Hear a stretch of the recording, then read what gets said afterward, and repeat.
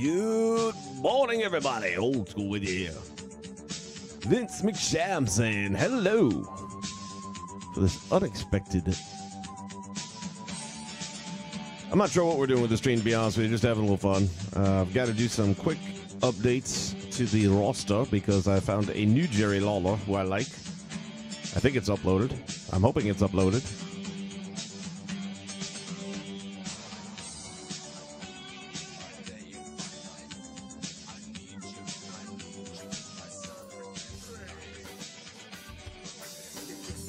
Hope everybody's having a wonderful day out there.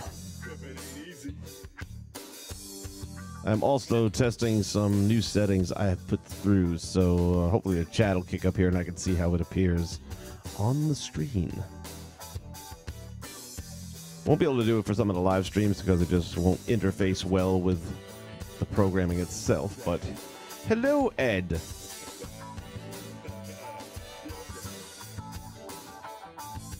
Alright, so early on, let me go back for 1 second, but feel free to keep posting because I'm going to try and tweak this so it's a little bit more legible.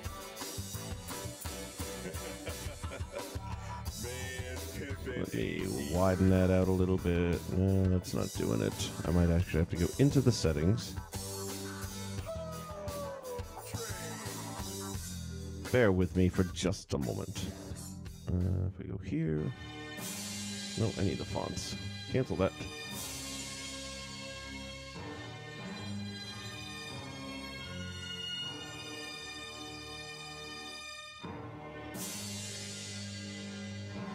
We need to...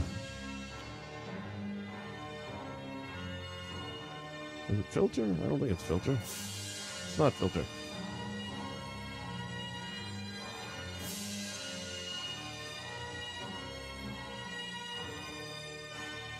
Height, width, blah, blah, blah.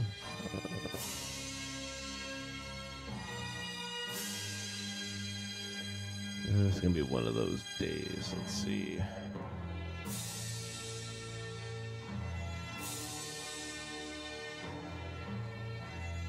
UCW stuff, is that right?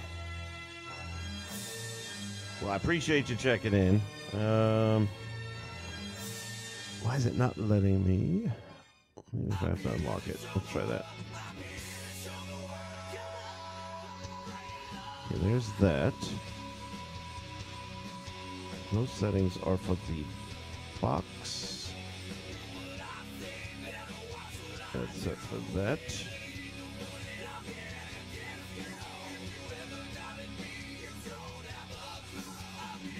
I need to resize my fonts.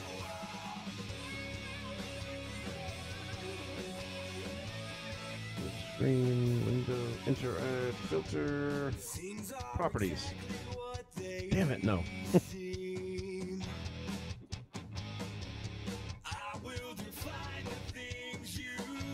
Copy filters, rename, remove, order, transform.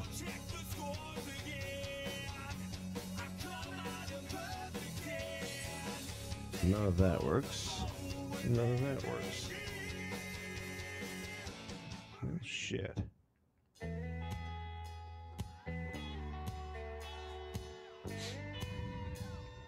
Okay, in that case, let me try this. I really thought that was going to fix the problem.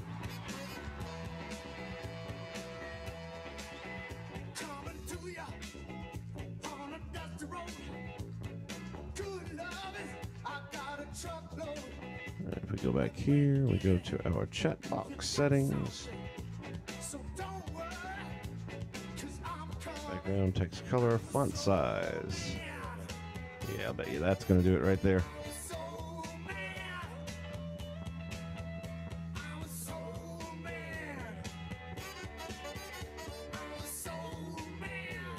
Yo, yo, yo, what's up?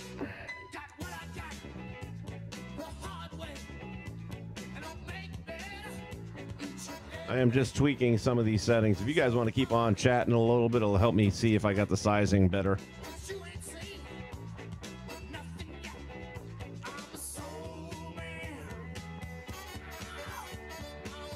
Which I'm hoping I did, because it's like it's cutting off names, and I want to see the whole name. So let me go back here again. Font size. Let's. Same time, I don't want to go too small in the font, so I got to be able to read it.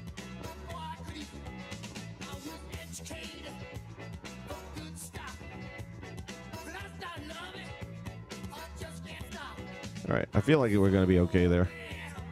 I will keep an eye out, though. All right, hope everybody's doing well today.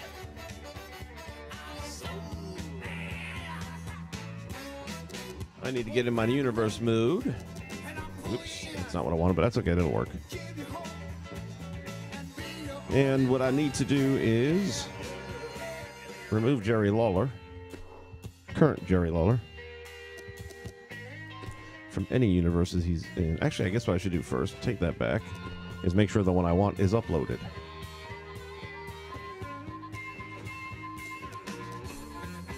Be silly to do all that work and find out that it hasn't been uploaded yet, right? Superstar.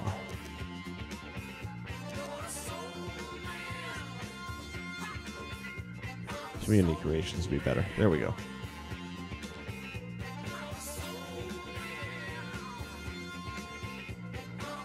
Our big fundraiser on April 8th has a new challenge, and it's called Break the Bank.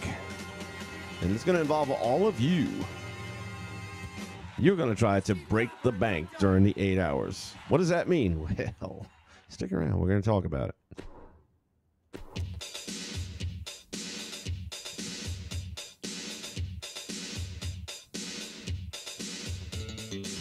Superstars. Most recent.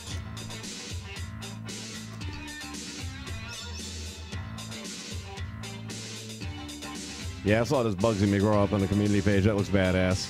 I wish I had more room. And I'm glad I'm doing what I'm doing because I'm not seeing what I'm looking for.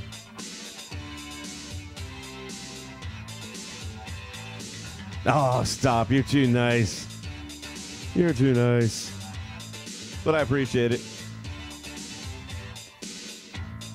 The font is fitting in better, but I'm going to try and switch something else on it too because I hate the fact that it's cutting off your name there. It just makes it easier for me. If I can see.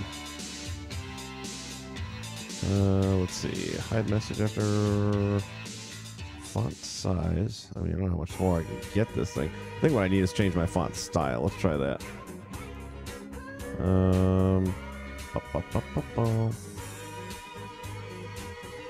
Yeah, let's try that.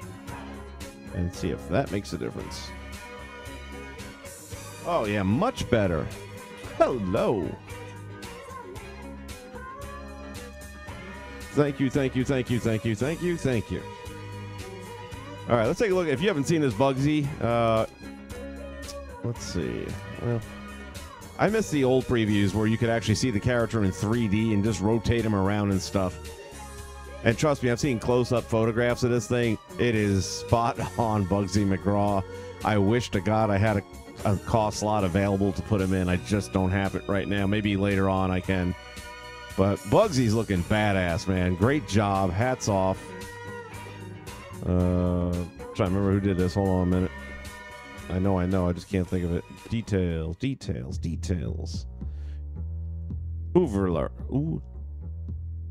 Velar. Yeah, that's right. Uveler Wall did this one. He's done some other good stuff too.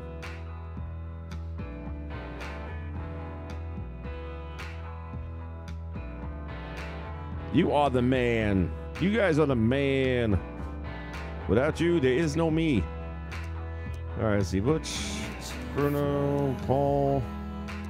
Dadgummit, man. I was looking forward to downloading this Jerry Lawler that I had seen somebody working on. That looked really good. And I actually liked it better than the one I'm using. Now I'm starting to wonder, maybe it wasn't one of my regular guys? Let's find out, shall we? Maybe I need to add someone to my list.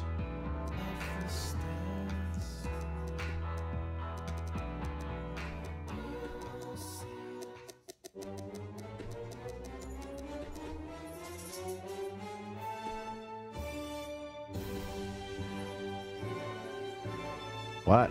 Oh, because of that. All right, sorry. Let me change my setting. Hold on, creator. Nobody in my list did Jerry Lawler. I find that hard to believe. That might be him. Yeah, that's him. How did I not have Viva? All right, you're in now, buddy. Let me see what else he's got going on before I start downloading. Well, I got to still get rid of the other one before I can download it. Tokyo Dome. Let's see what his Tokyo Dome looks like. Preview. Looks all right. The Crusher. Buddy Rose looks good, but I still love mine. I'm never going to take anything over mine. That was one of the ones that came out super good this year that I was really happy with.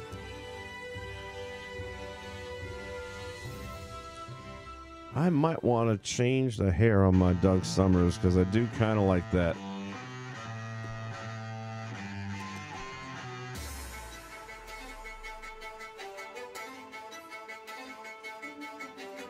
And we'll see. If I do, I'll do it a little bit later.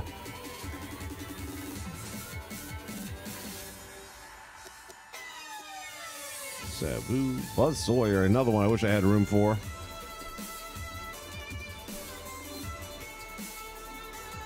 I was actually watching the video from Clash of the Champions where he screwed up his wrist. For some reason, I thought, like when I saw it live, I really thought he broke the arm, like it shot out and something, kind of like a Sid's leg thing. But then watching it back, it's like he just really hyperextended the crap out of it. But man, the look on his face when it was over, he looked like he was going to puke. Damn, that does look good, man. And somebody's got a decent Brett Wayne Sawyer out there, too. It'd be nice to put the two of them together. I just don't have slots. All right, back to Jerry. Let me get a look at you. That ain't Jerry. Why are we... That's weird, showing Jerry and then his Buzz. Oh, we got another version here. I wonder if that's... We got another one over here. This one's not too bad, to be honest with you. Oh, now I gotta look around a little bit. One I've been using is okay.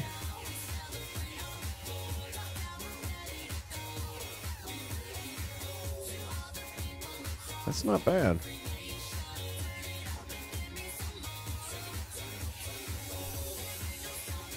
Who's the creator on this? Sweaty Gladiator 2. The problem is that crap beard that they gave us to work with really doesn't work. Although it looks decent here. Who's the creator on this one? Oh, Misfit. Well, is that not the one I'm using currently? You got a feeling it is. Nope, it's not. Oh, I did see him post this. Yeah, because he went with the Trump hair, which I thought was clever. Oh, man, I got decisions, guys. You don't understand my problems.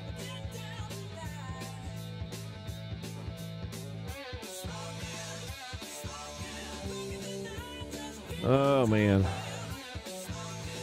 This is the one I thought I was going to go with, but now I'm kind of tossing and turning here a little bit.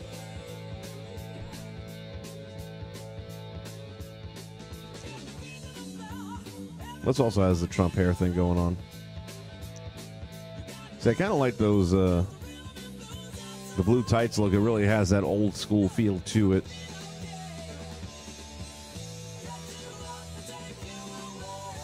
What this one have going on here? Preview this.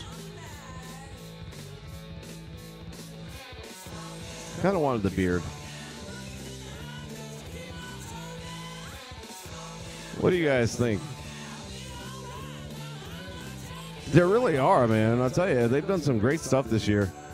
All right, this is my number one choice right here, top left corner, Jerry Lawler. And this is my number two down here, wearing the crown. What are you guys thinking, one or two? Here's one.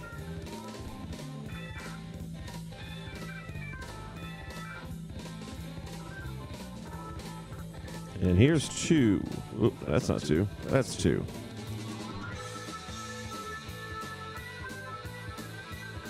I am leaning heavily towards 2 just because it's got that retro thing going on.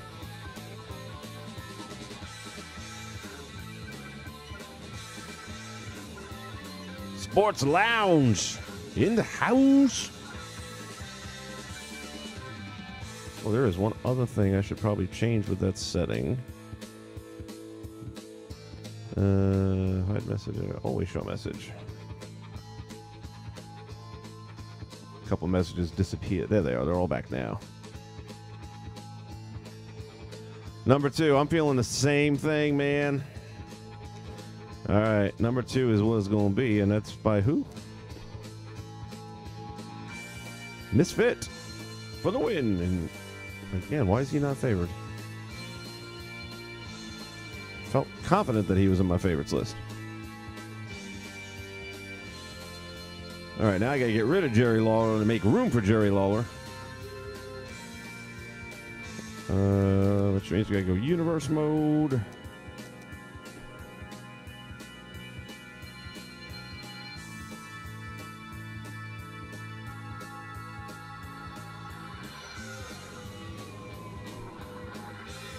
They got some new stuff coming out on the network. What is it? Thunder should already be out, I think. And then there was something else I heard was dropping like Monday, maybe? Seems like they're finally getting a memo and they're starting to put some old school stuff out there because today's stuff sucks. I think they realize the majority of people paying for the network want to watch wrestling when it was good. All right, my universe. Superstars. No peeking. Jerry, where you at, Jerry? Oh, we got title and all, don't you?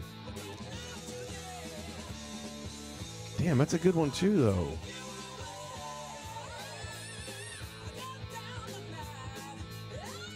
Now I'm starting to second guess myself.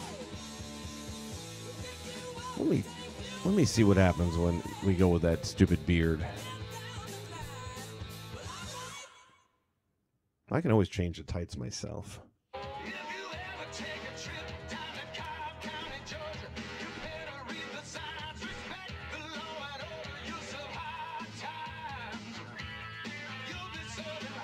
I had Iceman for a while. Well, you know that. But, yeah, once the WCCW kind of got kicked out of the Nation Network line of events, he had to do what he had to do. He's gone. For the moment, anyway, but did look good, though, whoever made it. All right, Jerry Lawler.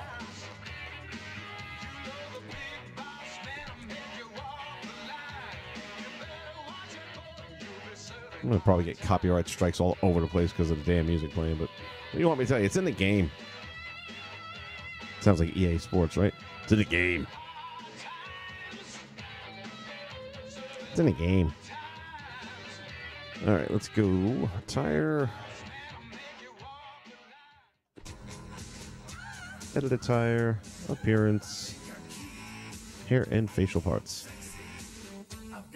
Yeah, I think I'm going to switch. If I do keep him, I really do like the way the face and everything looks. But let's see what happens here if we tweak a couple of things.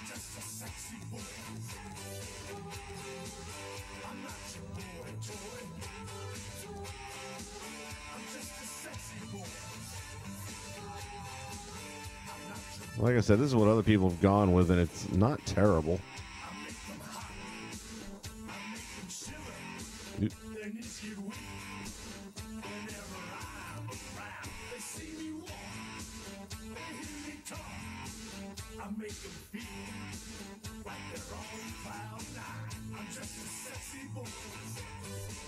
I'm not sure I'm going to keep this or anything.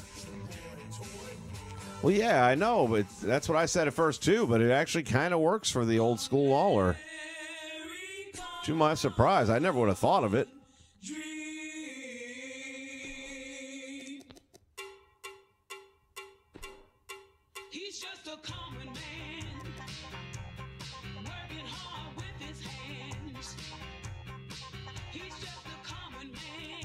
Where is that hokey thing? There it is. No, suddenly it's not looking so bad.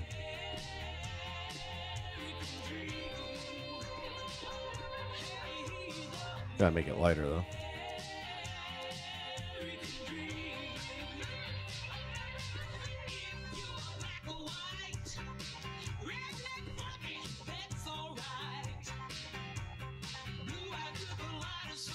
Damn, why is it so damn black?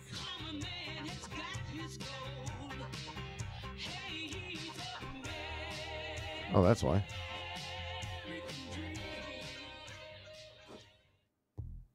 Let's go this way. Boom. There we go.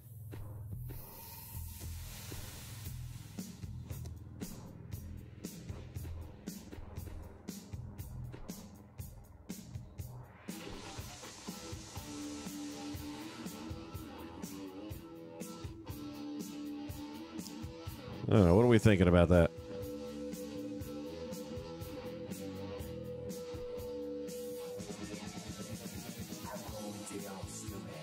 Will Ferris.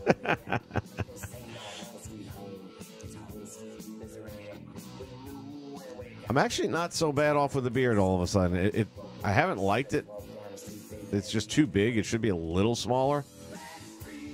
It's tolerable. I don't know if I can get into the hair, though. I do think it's just too much reeking of Trump, although it does have a little of that early 80s Lawler going on.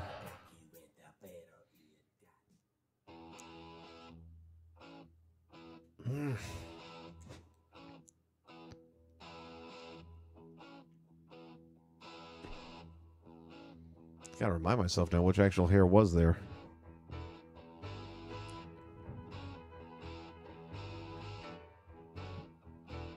Elite.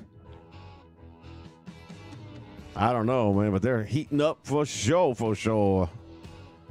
Things gonna get funky like a monkey on April 8th, baby. Mike Graham gonna be going up in the Temple of Doom against that Kevin Sullivan, man. It's gonna be an absolute bullet of the woods contest.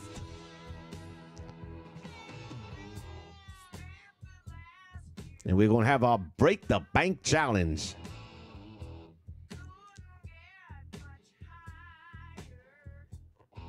Tune in and find out all the rules and regulations on that. All right, let's see here. Which hair did they use here? I should have paid attention.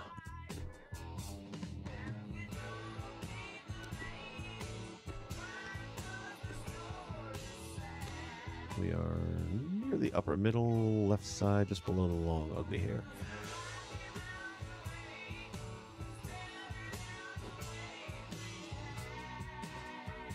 Actually, I guess I should try the beard on him and see how it looks. Why, yes, it is the King of Memphis. Thank you for noticing.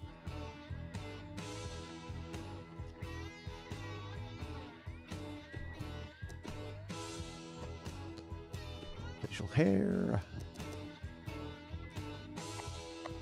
Goatee.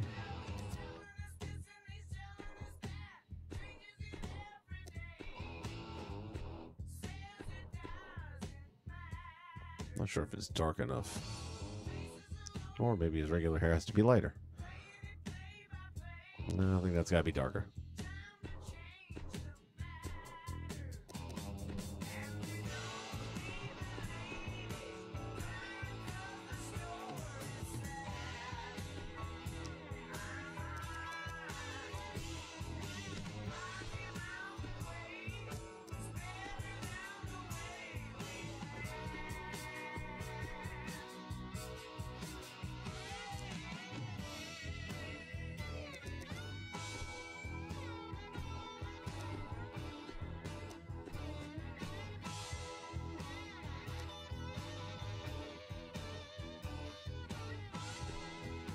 I'm good with that.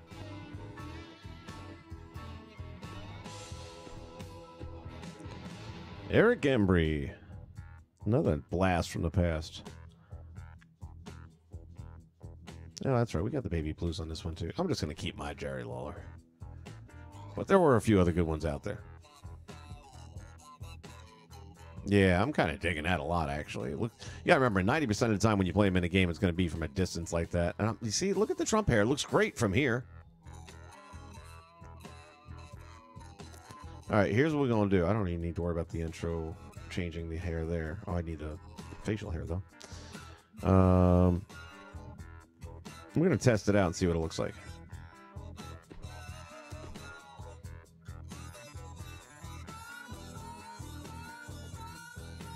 I agree. They are indeed too sweet.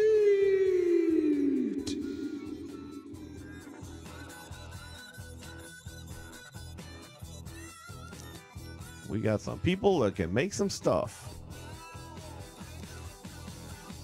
What I love about that is the first week or two, I do a lot of the building and stuff. And after that, that gets me through a few months worth of broadcasting. And then as I start having ideas and people I want to bring in, somebody's usually made one that's either really good or good enough that I can just tweak it and be done in a lot less time than starting from scratch. I can spend an hour and a half just like tooling around looking at other people's creations.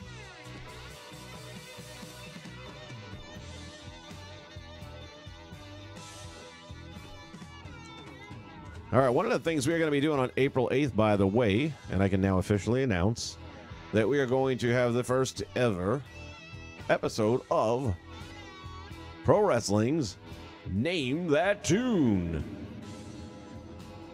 It won't be about just knowing pro wrestling. You'll need to know that for the clues you're going to get, but then you're going to have to identify the wrestler's theme song. And you're not going to get to hear the whole song. You're going to get to hear a portion of it. And we're going to see who knows what they knows. So that will be one of the things debuting on the live stream.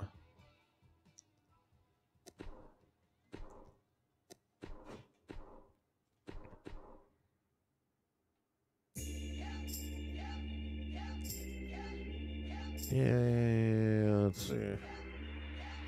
He's got that little overlay thing going on in there, which I hadn't caught before.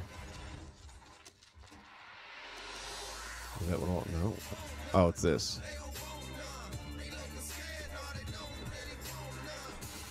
There we go. It was a nice touch, but not gonna work out.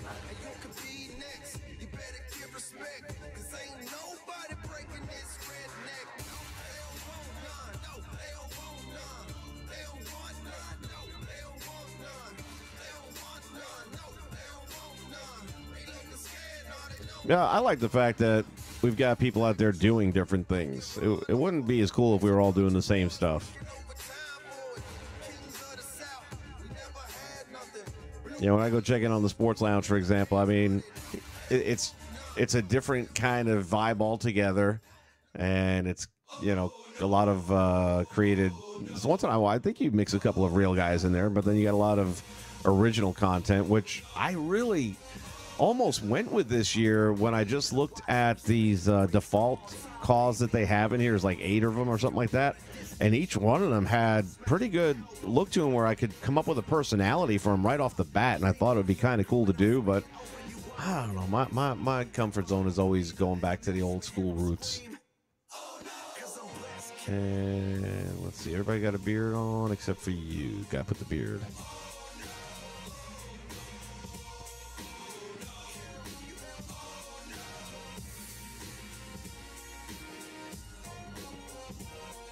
Yeah, so like I said, what you guys do, you know, I checked out UCW, and I've seen Sports Lounge do his stuff, and everyone's got something different about it.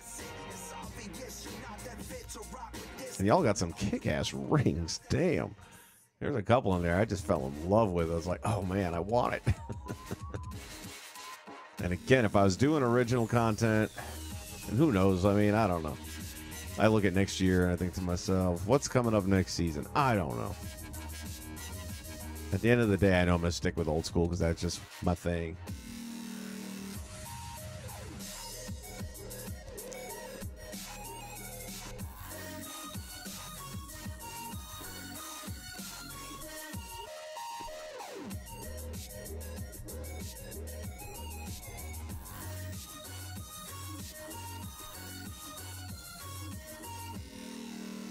Tell you what, this time, let's try something here. Nope, not material. Rather than Throwing the baby out with the bathwater. What would happen if... Yeah, that'll work.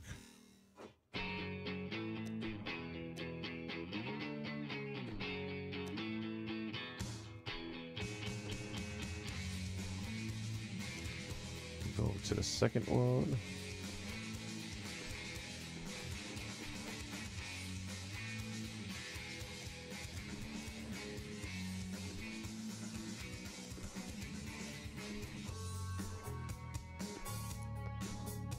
And third.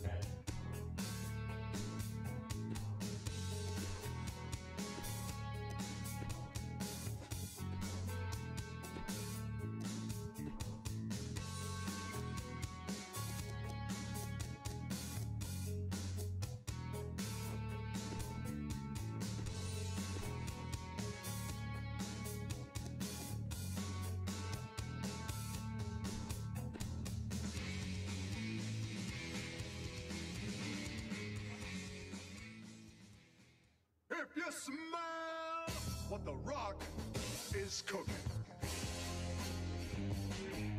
The Unlimited Warrior?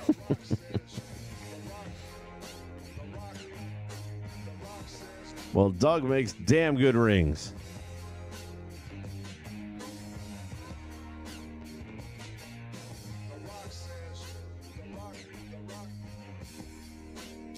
Does he design all those logos from scratch? Like the one I really, and I can't remember which one of you guys had it. I think it was you, Sports Lounge, but I could be wrong. It was like, it had wings attached to the W's or something like that. And that was one that really just, I like the global one as well, but that one with the W's on it was just like, damn, great color scheme. Everything about it just popped. All right, well, we're sticking with our Jerry Lawler.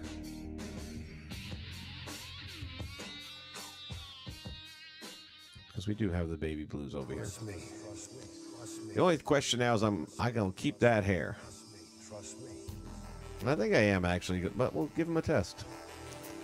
This is a test. This is only a test.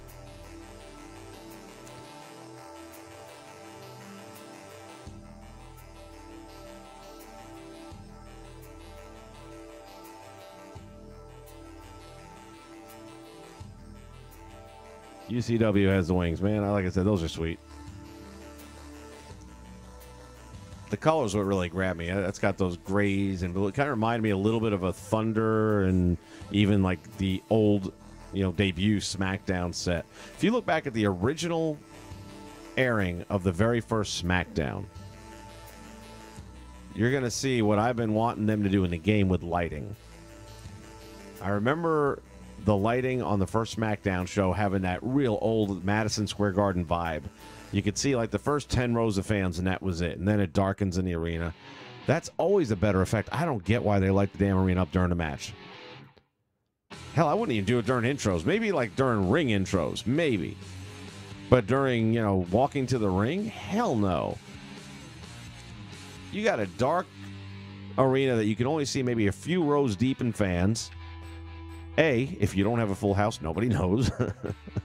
And B, just the fact that you have that sound coming out of the darkness.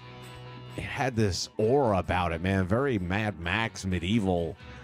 Just really added to the whole thing. Plus, the wrestlers themselves, where they used to go with baby oil trying to, show the curves and the cuts and all that stuff. You get that with lighting without baby oil. And now they don't use that anymore because people are getting killed. Yeah, it's the lighting and the shadows will still cast all those curves and everything, and it's much more dramatic. But hell, what do I know?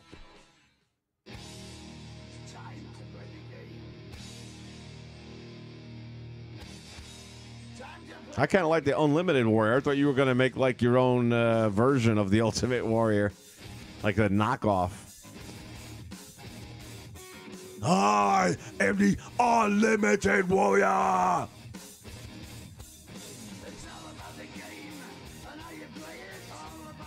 Maybe I could see it right now. If I was doing an Unlimited Warrior, it would be like Gilbert, man. This dude would come running out to the ring. He'd get on the apron and be like, hold on, give me a second.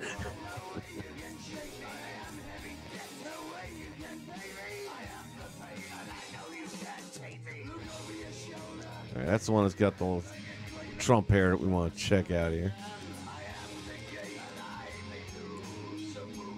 All right, Mulkey, you're going to be sacrificed, buddy.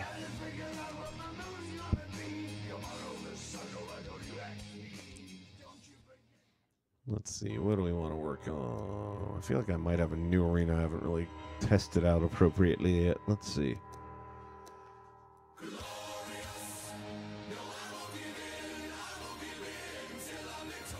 Oh, Nassau Coliseum.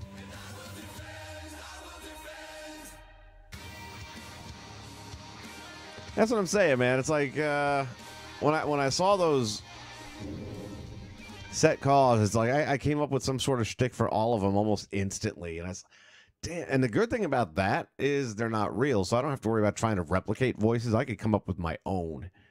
I don't know. The more see how I'm talking about it now, I want to do it. All right, that's it. We're canceling WrestleCade and everything. Going to scrap all the whole season. I'm just going to go with the 8 wrestlers. That's it.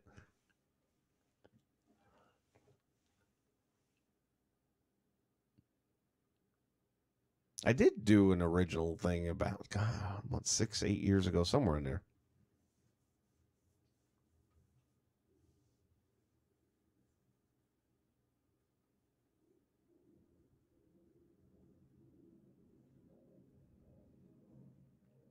Yeah, man, you never know.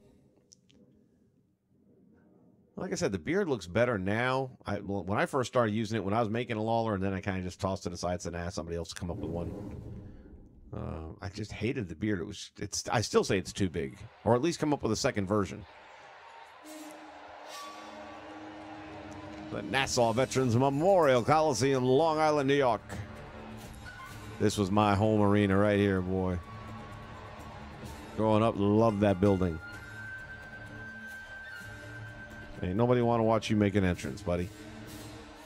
You're supposed to already be in the ring. Nobody watching you. You got no friends. You're about to get your ass kicked.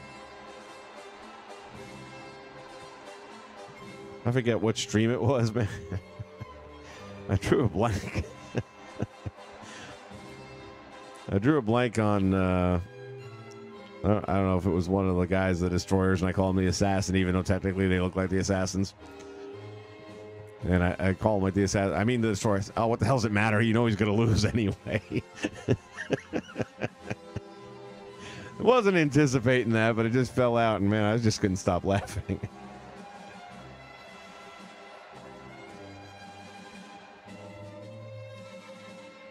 Yeah, this looks pretty sharp. I gotta admit, I'm good with the beard. Well, we're gonna have to wait and see how he looks with the hair. So the good thing is, I think the hair would have been a problem if it was going to be a problem during the entrance, which you really can't see with the crown on. So I didn't have to change it to begin with.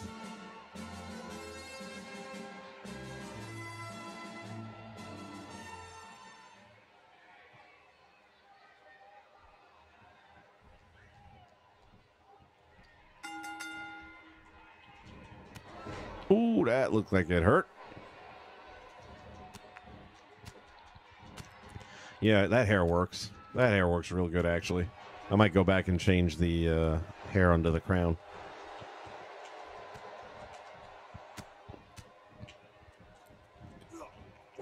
Oh, snap! It sucks to be you right now, Mulkey, doesn't it?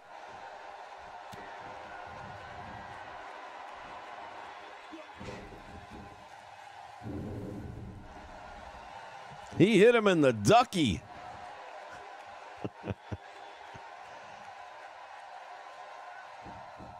Methinks it's over.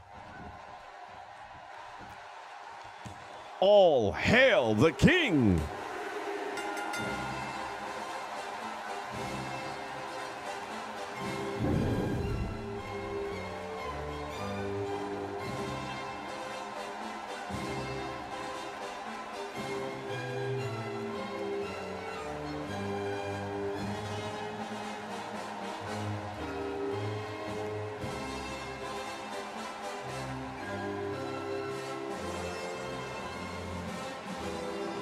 Yep, the hair stays. What I might want to do is put some patterns there to cover up the part. It's a little too there. But all in all, I like it. Man, I'm done with all professional sports. I watch hockey still. I can't. But NFL, NBA, Major League Baseball, threw all them away years ago. When they started going on strike, it started with Major League Baseball. I was always a baseball fan growing up. And they went on strike back in, the 90s where they canceled the World Series? And I was like, what the fuck? The World Series? You're gonna go on strike and not have a World Series. Because getting like $2 million to run bases that we did for free our whole lives as kids and loved doing it isn't enough money. I just like, y'all lost touch. And if everybody would have followed my lead right now, you'd be able to go to any major league sport you want for $20. Because they would have played to empty arenas for 2 to 3 years, and then they would have had no damn choice but to say, well, guess what? Those days are over. People decided you weren't worth it. Because they're not.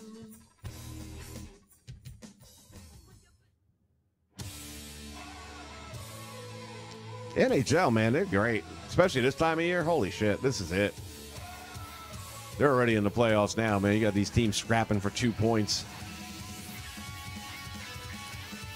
That game, I played for 20 years, and I'm telling you right now, that game is amazing. And it's so fast-paced, and the hit. And that's the other thing, too. You look at hockey players versus any other sport you want to name. Hockey, friggin' Bobby Orr, broken ankle, goes out and plays the game, scores the game-winning goal on one leg. NBA, you got guys who say, oh, my feet hurt, the shoes don't fit right, I'm sitting out. Kiss my ass.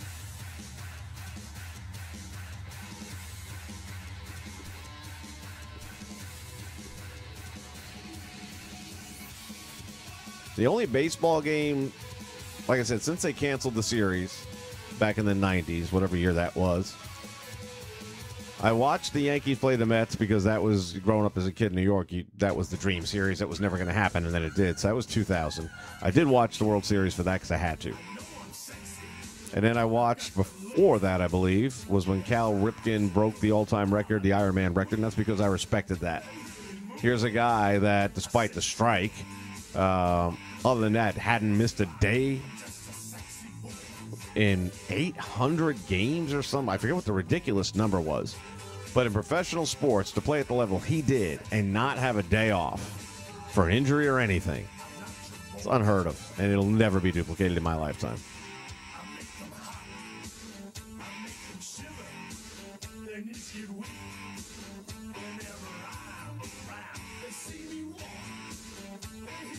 Well, you know what? And it's happening because the ratings aren't what they used to be. So things are, there was talk. Now, I haven't heard about anything lately, but I thought Vince had said something about having a more adult version of today's program on the network.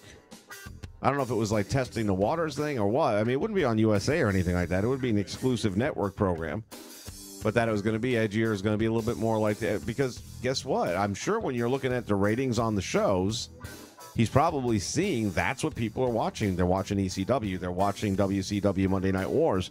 They're watching WWE Monday Night Wars. Because that stuff didn't suck.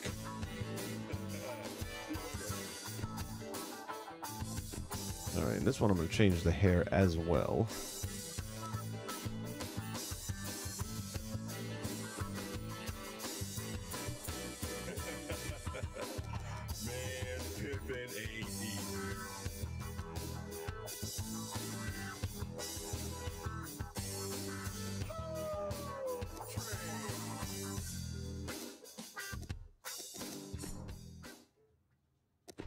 Color.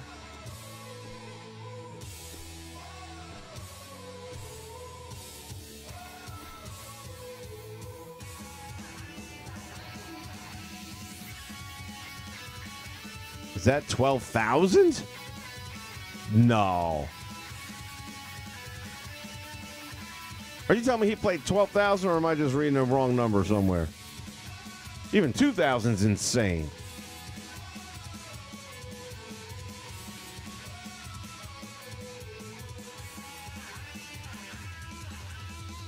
What do they play a year? 100-plus games a year?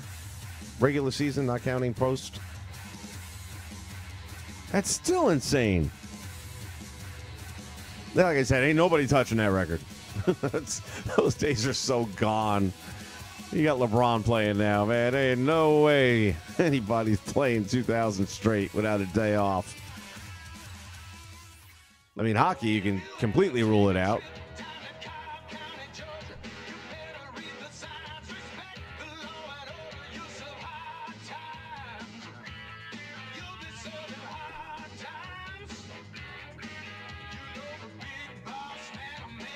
Man, that is sick.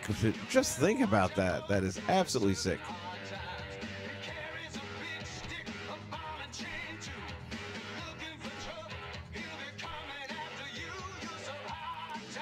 Back when people had work ethics. Man, that's all gone now. Nope, don't want that.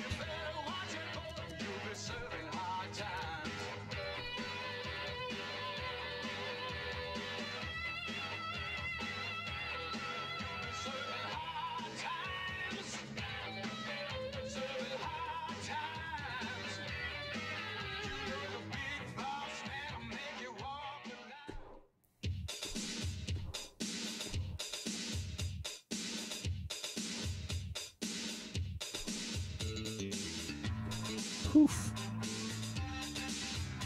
And I think we're going to do something on this side, too. Otherwise, it looked like he's thinning.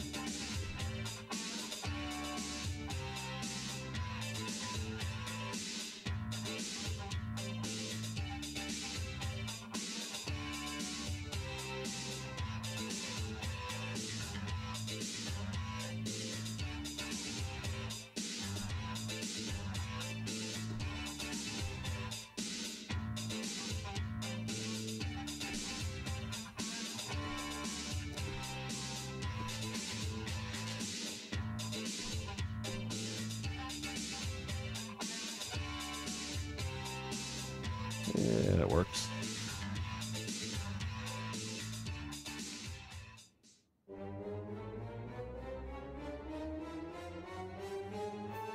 Well, if Eli sticks around another couple of years, he might have a whack at that.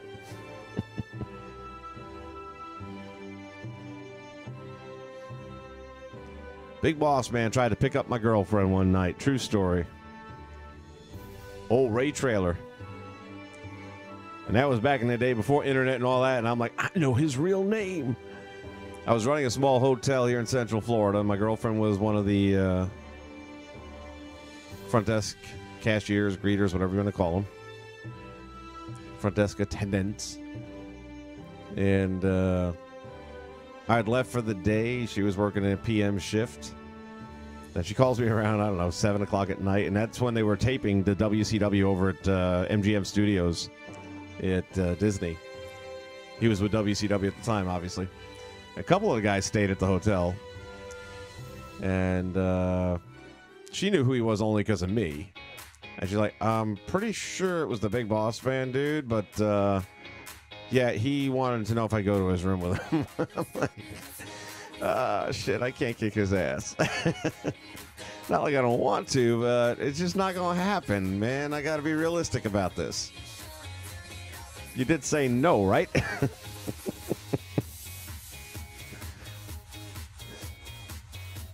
Small world, isn't it? Well, your wife's cousin tried picking up on my ex-girlfriend. Oh, shit.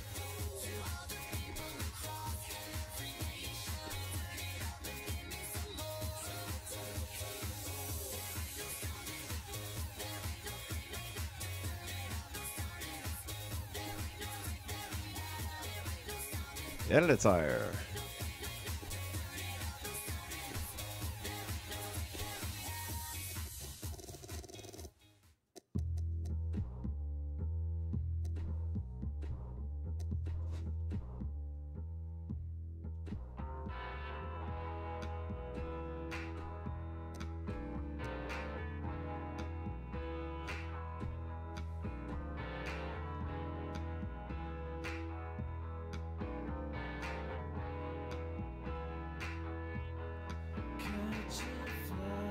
Now my dad's still ticking right now, so actually I get he outlasted old Ray.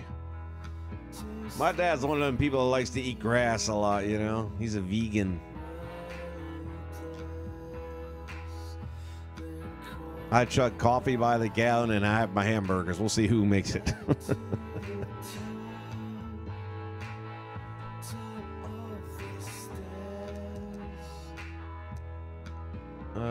Let's see. Let's see. What are we doing here?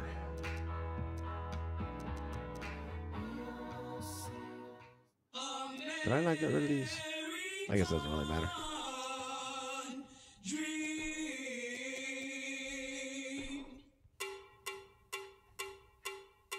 He's just a common man, working hard with his hands.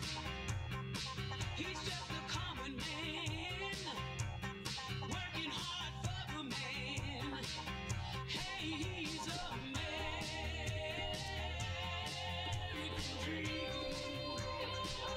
Hey, he's a American dream. If you're black or white, redneck, funky, that's alright. Blue-eyed with a lot of soul, common man. Thanks, Elite. Appreciate that. Hey, he's a man. Ed, anyone else on that side of the family doing anything in the business? Or was he like the standout? Time to play the game. Time to play the game.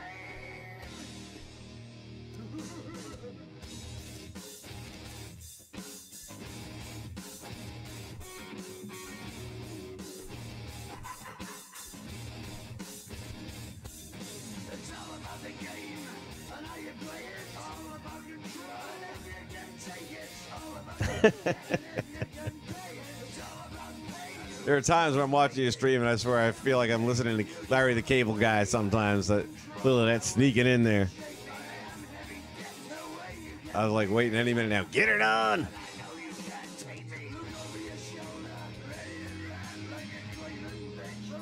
Either the beard is too dark or the hair's not dark enough. I missed something here. Yeah, I think the hair has to get darker. There we go. I think. We'll see.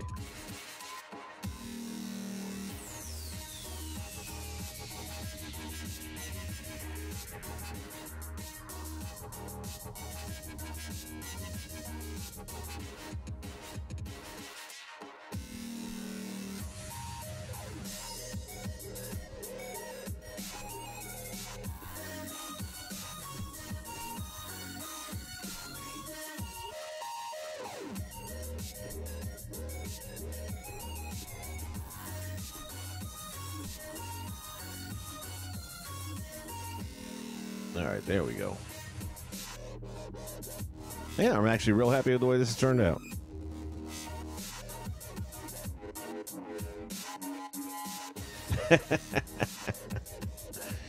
Get her done. My name is Tomater.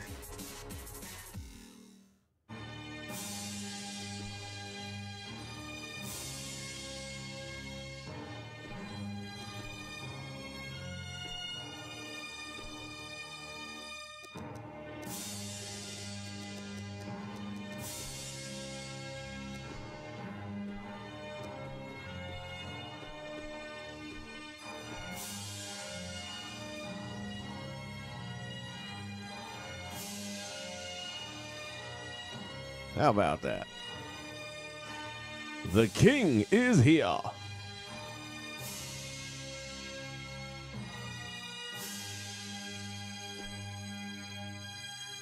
The owner of the World Class Championship Wrestling title that he will not go back and defend. Ever.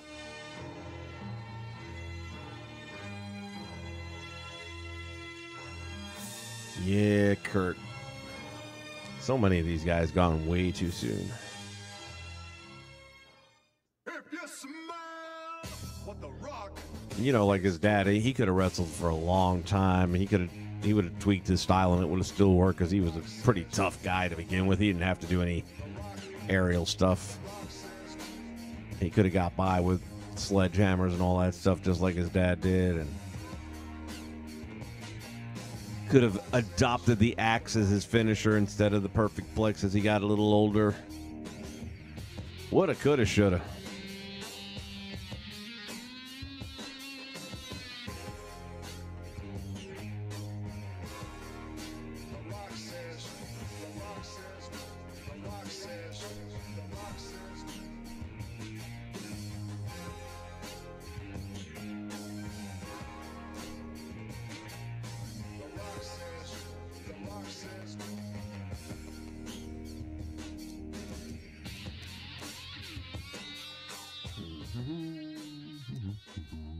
Are you ready? I don't even remember what this one is. I'm going to use it eventually. I got to save it. I don't want to give it away on a stream. Let's see. Go NWA House. Well, you better get ready.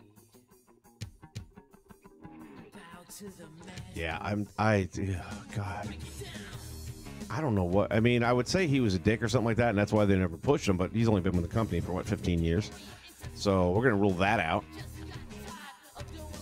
And the fans got behind him winning the Intercontinental title last time I checked. Why will you force feed Roman Reigns down our throats when we can't stand him?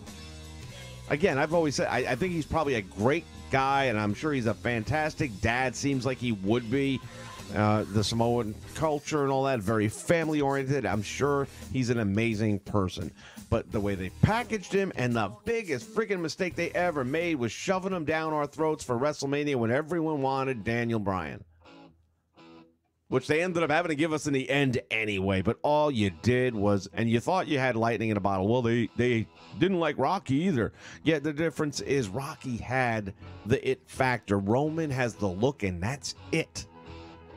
He doesn't have the personality. He's got $1 million body. He can move. He can wrestle. But his personality just doesn't come across. And you can't teach that. I mean, when friggin' Ellsworth gets bigger pops, then you might want to reconsider your main event push.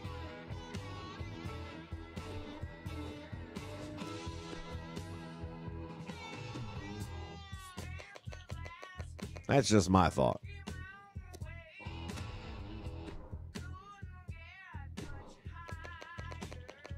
No, actually, that's not what I want.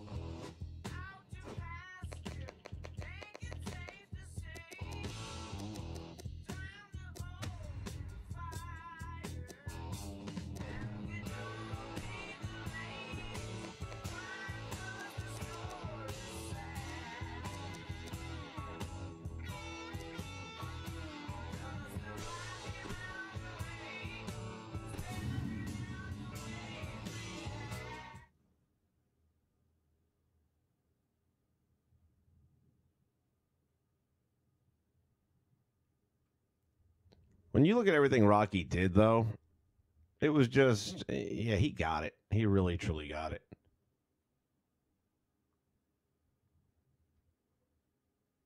I've said for the longest time, and again, they don't listen to me. They don't ask me for my opinion, but I give it free of charge for now. The Usos, either Uso, would have been a better choice. Those guys got personality. They connect with the fans. They're relegated to being a forever tag team. But, yeah, I mean, Jay and Jimmy Uso have got 5 times the personality. Now, the ship has sailed at this point. I don't see it happening anymore, but, man, they could have. They'd had to change the whole look and everything, but, yeah. If trying to find the next Rock was the overall move, then that would have been a better choice.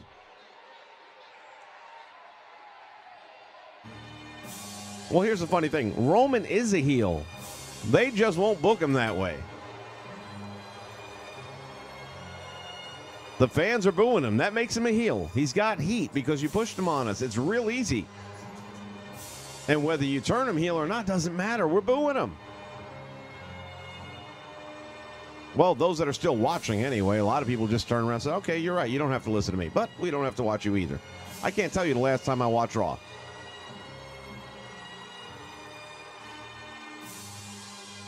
I love those YouTube channels that give you the Raw recap in 4 minutes or less. That's about as much time as I want to put into it. And you quickly realize that was 4 minutes of your life you can't get back.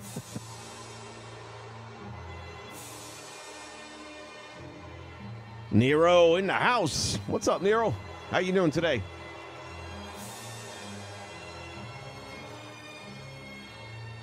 Have they never? What? That's not possible.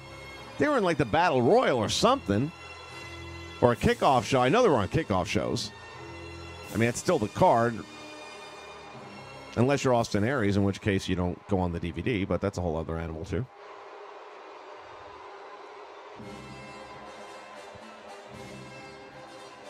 What happened with who's this dick? Neville. Did I hear he's coming back, or did he come back? There was talk that they were bringing him back. Like, wow, that was pretty quick.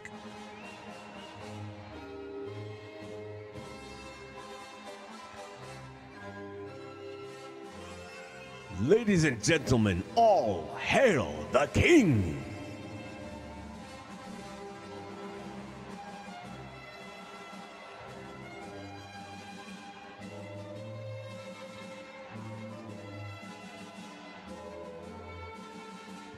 You know, that's not a bad idea. See, a lot of the stuff that I was doing with the whole Legends of Wrestling with the old school video games, that was kind of my idea around it also. Was that we would be able to just openly chat. Because during the live streams on Monday and Tuesdays, it's, you know, the idea is to keep it like a real broadcast, and therefore you can't have chat screens popping up and stuff like that.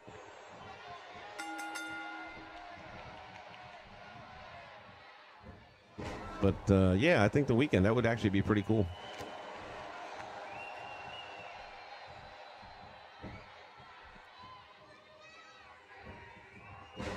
Lawler with the DDT.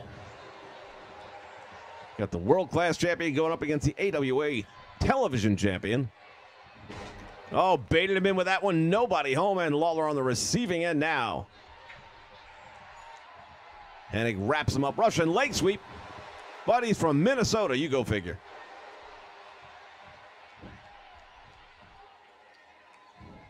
Jamal, what's happening, buddy? We're just sitting here trying to ponder why the Usos are not on a WrestleMania card.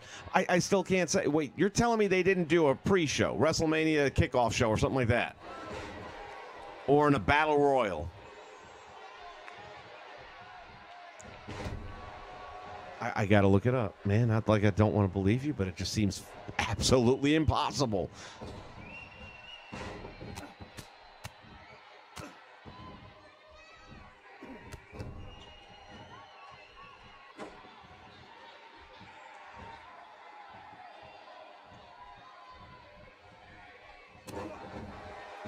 Oh, yeah, I think Monday I want to go check out that new movie, Ready Player One. That looks good.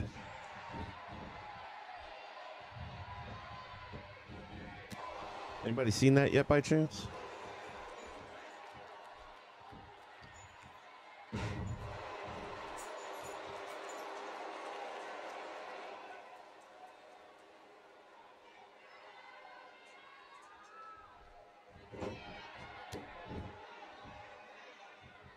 Damn, I cannot type on these little things.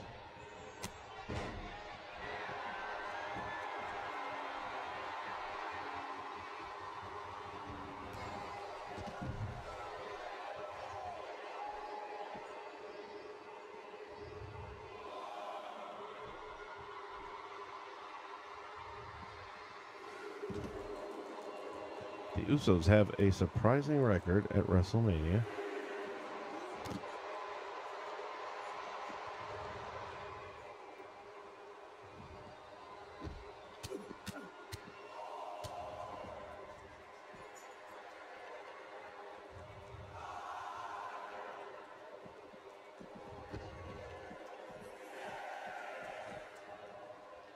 Ryan Satin, a Pro Wrestling Sheet, noted on Twitter that the Usos have not been on the past 6 main WrestleMania cards.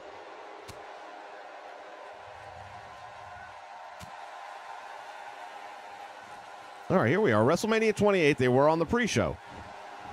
29 not on the card. 30, 31, 32, and 33 all pre-show. So, yeah, they weren't on the main show, but I mean, they were there at least, and they were in the arena. They got to wrestle.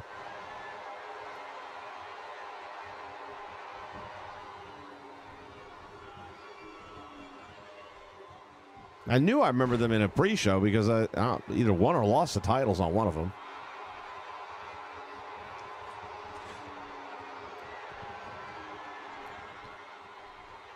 Come on, created Lawler, put up a fight. Hoo-hoo. I remember when Kurt was a rookie back in the early 80s or late 70s. Him and Eddie Gilbert were teaming up, and they were kids. And Kurt's finisher, whenever he actually got to hit it, was the missile drop kick from the top rope, which back then nobody was doing. And I was just marking out for him so bad, man. And then him and Eddie got together. They had a nice program with the Wild Samoans for a little while. They did some shows with them at the Garden, the Boston Garden, pretty much the whole circuit around the East Coast. But they put up a pretty impressive little fight and, of course, got squashed at the end.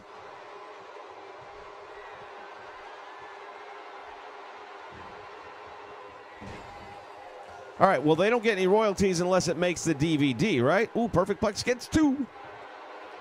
I'm pretty sure their pre-shows, that was the whole irony, or not even irony, controversy with this past one, is all the other pre-shows are on the DVD. It's usually the bonus disc, but it's still there, and they get royalties for it. I don't know if there's a difference in royalties, but they get something. This was the first year where the DVD did not have the dark matches, or whatever you want to call them, pre-show matches. But then again, at this point, who's buying the DVD anymore when you have it on the network? Yeah, man, I loved me some Eddie Gilbert. Never got tired of him. I loved him, like I said, as a rookie. Big fan. Remember when he came back from the car injury and they wrote the whole angle with the Mass Superstar giving him the neck breaker on the concrete floor, which got Bob Backlund involved, the then champion. Oh, Lawler going to plant it right between the eyes. Oh, Hennig's in trouble.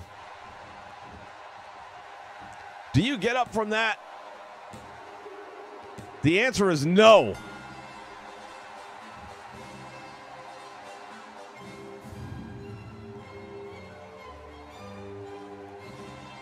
Nice sunset flip right there. Got the shoulders down, but couldn't hold them. The Hennig Plex. That was always a really underrated move. I mean, think about it. If somebody actually hit you with that thing, cradling up your leg and everything on the way down, you really just crush the neck and the shoulders. I mean, you would not be wanting to fight.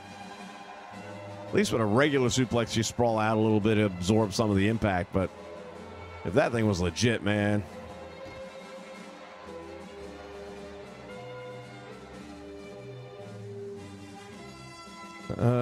Well, I feel like Flair stole a bunch.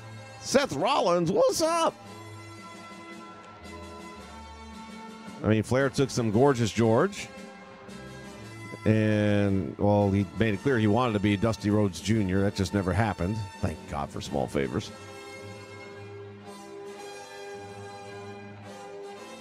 I am running a PS4 Pro at the moment.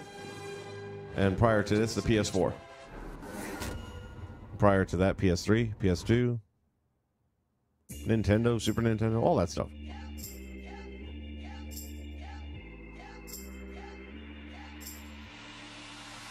I would say the majority of Ric Flair's gimmick was probably going to be Gorgeous George and I think Buddy Rogers a little bit.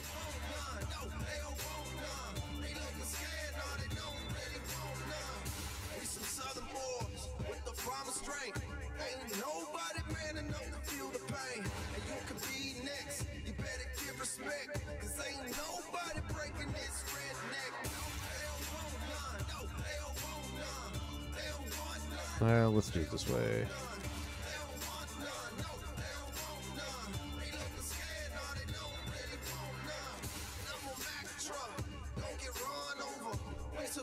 I still like the original Undertaker the best.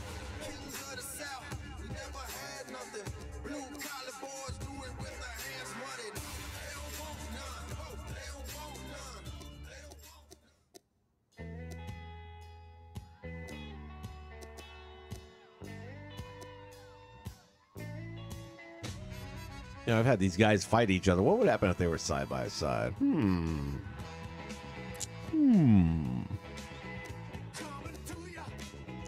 do we want to match them up against? Ooh. Let's hold that thought. Let's hang on to that in the back for just a moment. So, man. Oh, dude.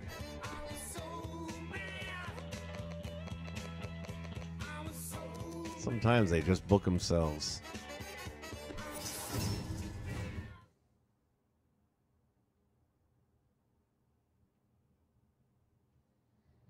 Suit and tie, ladies' man club.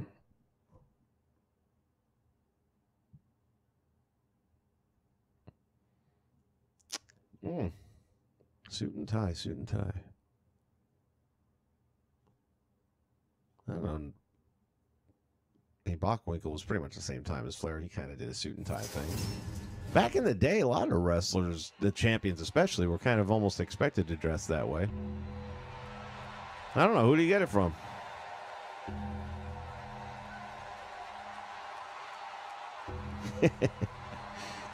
Bam, bam. Get her done.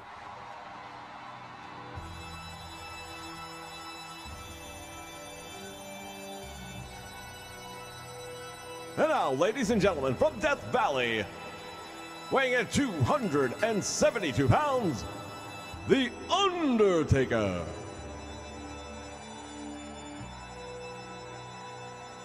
And here's my impression of WWE2K18 commentary. Well, we see the Grim Reaper walking into the ring. You just can't tell what is on his mind.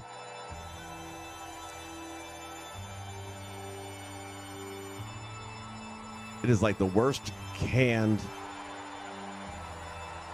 commentary. It's just so hard to listen to that crap. Every time I look at the UFC games that come out, I feel like if I were to just not see what's on the screen, and that's great too. I mean, they do a great job with the screen. But if I were not watching the screen and just heard the game playing, I would think somebody's watching one of the pay-per-views. That's how good it is.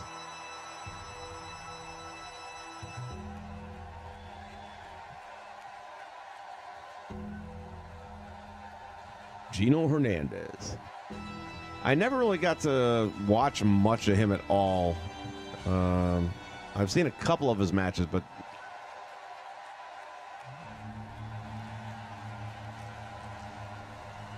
I really was an East Coast guy. And then when I moved down here, down south in the mid-'80s, just completely gave up on the Northern wrestling and just went all NWA. Man, I fell in love with that so fast. It was different. And, yeah, I talked to my friends back home, and I was like, you don't know what you're missing. Then, you know, cable was just starting to really come around back then, and TBS was not the superstation yet. It was still regional in its own right. And by the time it became national, that's when Vince bought out the time slot for, what, a year, if that? I don't even think it lasted that long.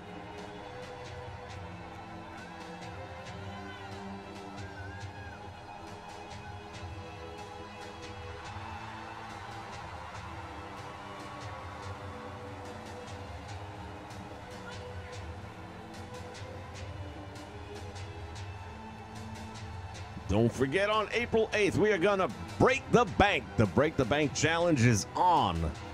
And you are going to have the opportunity to break the bank.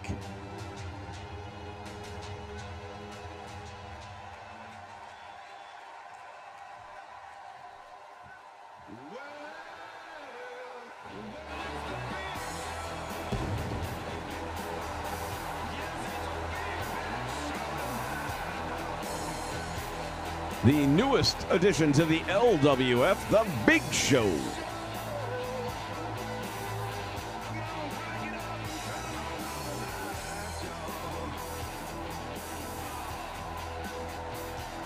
Yeah, I'm at least that young. I got news for you. Nobody guesses my age. Even the people that know me in person that have not guessed it right. I pride myself on that. There are times where I tip my hat, and some people have done some math in their head and come pretty close, but only because they're making all the effort and the work.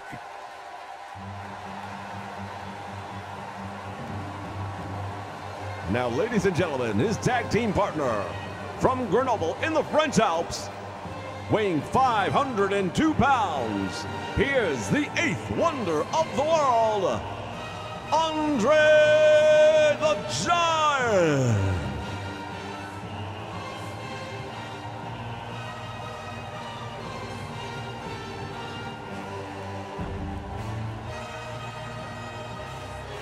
And now, for the thousands in attendance and the millions watching on the Nation Network, ladies and gentlemen, let's get ready to rumble!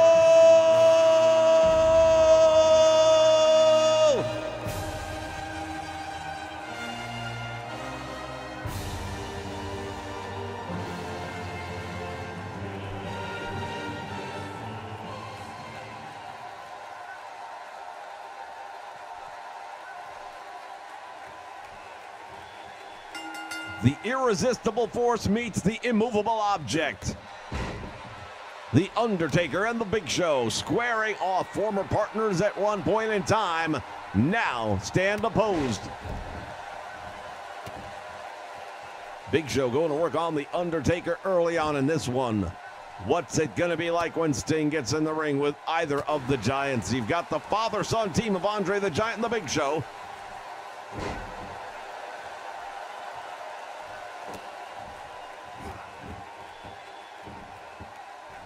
Now choking him out, the Undertaker going down and choking out the Big Show.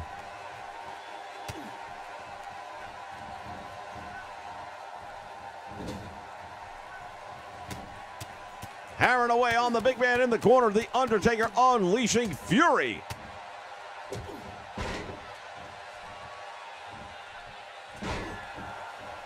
We are not used to seeing the Big Show manhandled, but that is exactly what's happening right now. The man who 1 week ago won the Andre the Giant Invitational Battle Royal, shocking the world when he chokeslammed Sid Vicious over the top rope to the floor.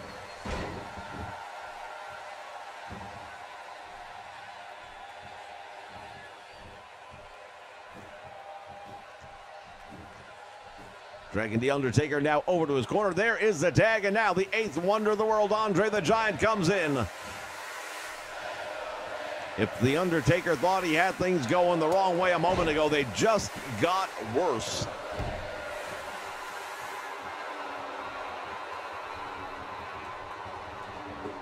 Salute! Salute! I would love to pronounce your name, but I am having trouble.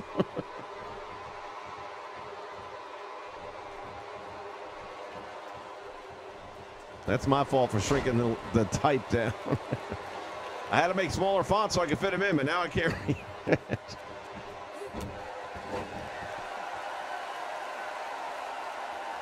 I see Ade Fendor or something like that. Welcome aboard, man. Appreciate you being here. We just messing around being silly today. Having a good old time with wrestling. Get her done. And the Undertaker taking Andre the Giant down face first into the canvas. But it is the 8th wonder of the world. Gets the Undertaker up and he can't hold him.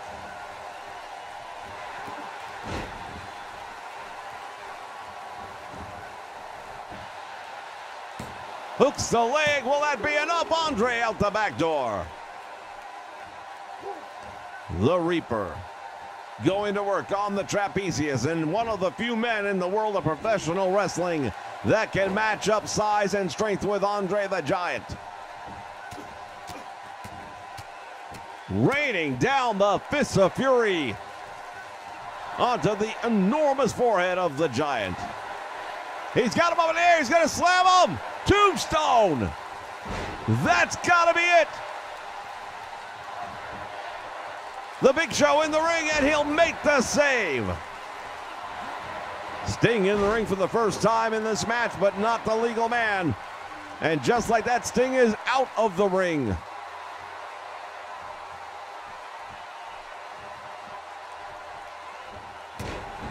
The Undertaker driving the elbow into the head of Andre the Giant. Andre tries to grab the Undertaker, unable to hold him, and now the Taker.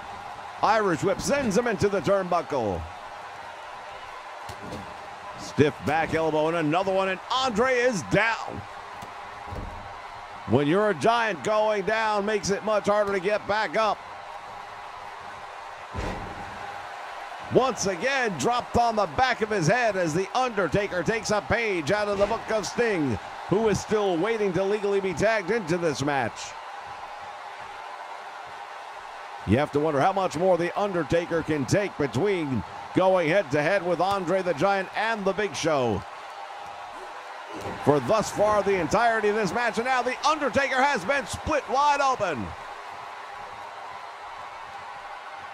The blood cascading down the face of the Undertaker. The Phenom in trouble. He catches Andre the Giant, setting him into the corner, and now the Undertaker unleashing hell.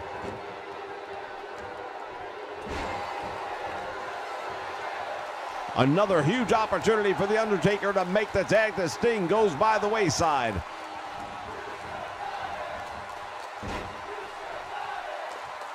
The crowd chanting in unison, "You still got it." But if he doesn't make the tag soon, he may lose it.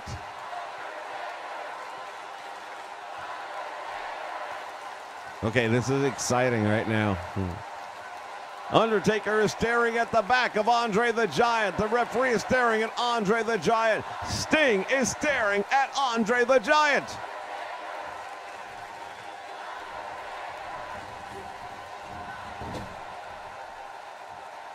Taking the I out of AI. And now the Undertaker just dropped the Big Show, but now Andre fights his way back. And he's got the Undertaker on his shoulder. Power slam.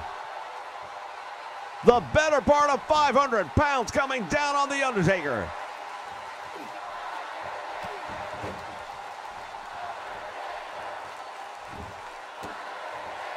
Thank you, Elite.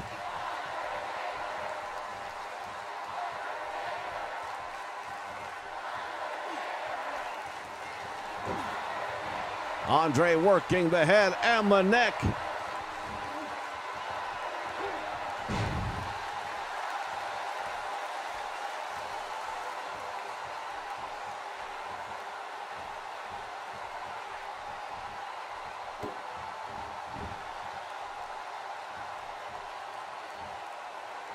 Now it's the Big Show going to work on him, and Sting still trying to tag into this match.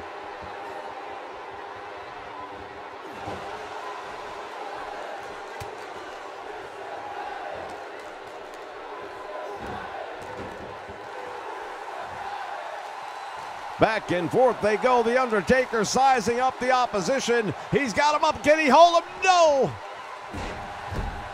So close, so close.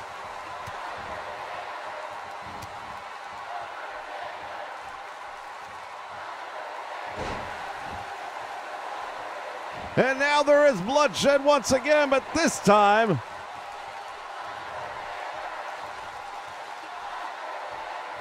it belongs to that of the Big Show.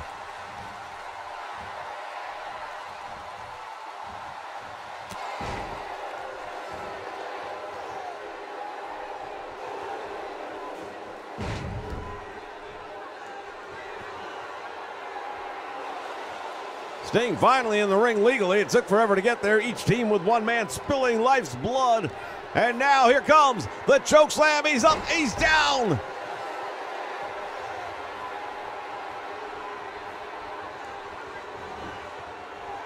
The Icon. Hook the leg too. And Sting gets a shoulder off the mat.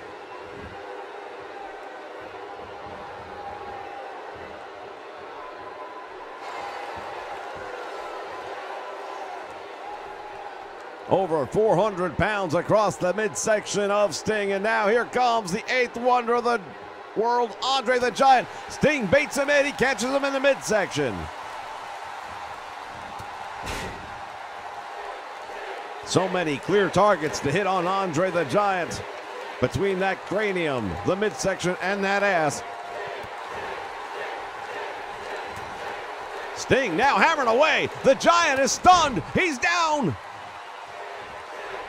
Sting drops the leg, and Andre is in serious trouble. Sting has him up. He's going to go for the tombstone. He nailed him.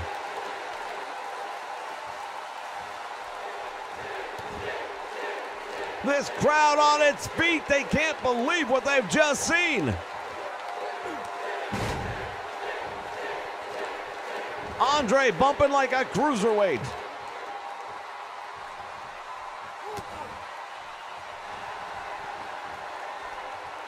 Now he goes for the butterfly suplex, the move that he used to beat Hulk Hogan for the world title.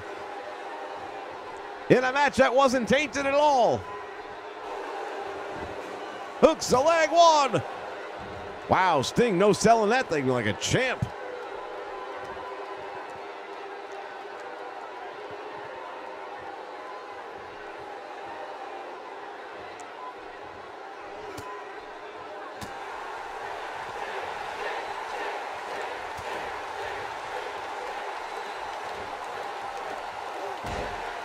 Down across the knee he goes.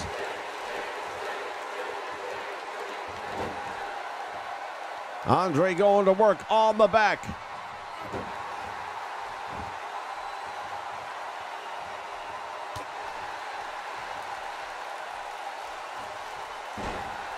Neck breaker by the Stinger. And he's going to make the tag. Andre also looking to make the tag to the Big Show. I don't know. Andre was pretty much in the corner. All he had to do was reach up. Once again, taking the I out of AI. That's going to be the slogan for next year's game. WWE 2K18. Taking the I out of AI. I kind of like it. It's a good hook.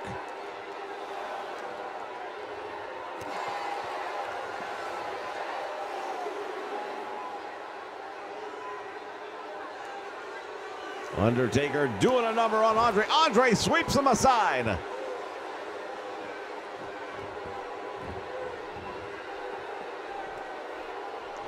Lunging tag by Andre the Giant, and in comes the Big Show with a drop kick. That could happen. Another one. That could happen. A third one. Who the hell are we kidding? That would never happen. I don't care if it's a single leg or not.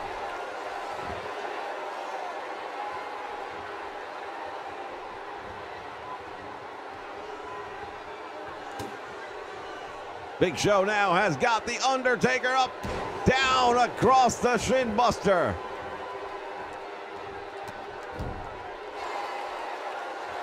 Uh-oh. Wouldn't want to be the Undertaker right now. The choke slam. Will that be enough? And now Sting is there, the Icon making the save.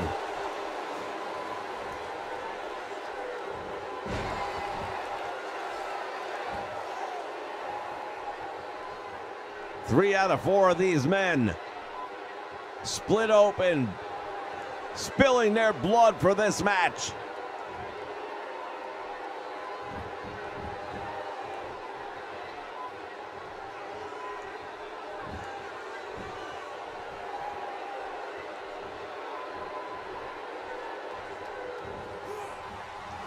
Into the turnbuckle he goes, and now the Undertaker hammering away. Lefts and rights, and now the Big Show is on the receiving end of an all-out ass whooping.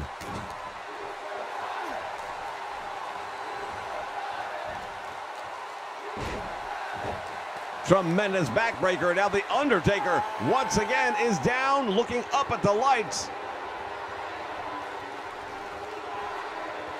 I believe I heard the Undertaker saying, "Pretty birds, pretty birds."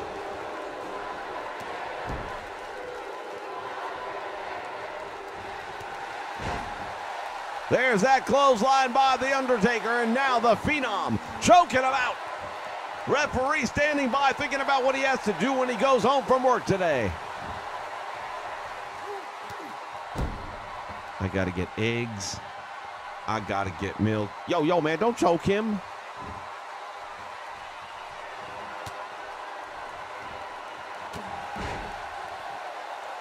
The Undertaker. Rest in peace. Oh, he's got him up. But the Big Show manages to escape. The Gorilla Press. There's the slam.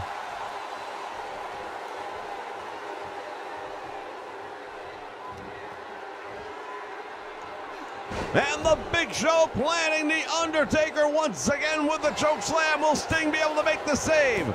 He does. Now Andre the Giant, there it is again, that butterfly suplex.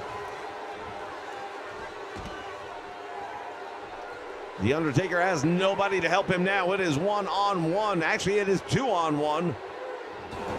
Big Show drops him throat first across the top rope.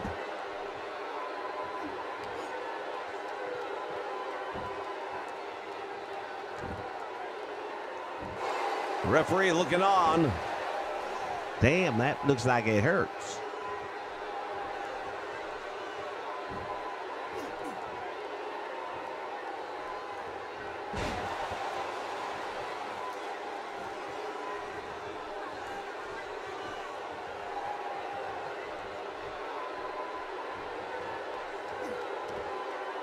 We have our special referee mic that is wired directly to the inner thoughts of the referee. We're going to listen in right now.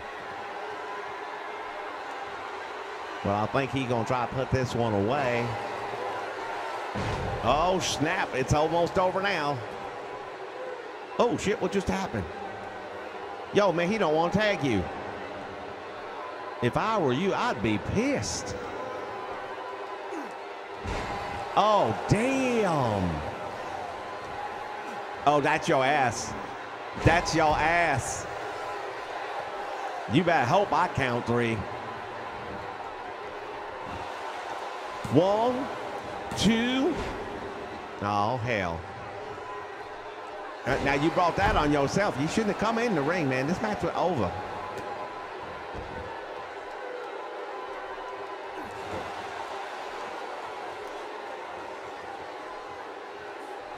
Taker, you're going to be the one needing a body bag. Oh, damn. That hurt? That looked like it hurt. I'm not going to lie, man. That looked painful.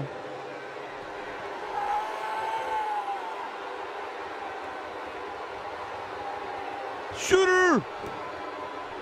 Shooter in the house. Wow, that impressive. That was real. I'm going to see if I can get him one. There's no outside interference, too.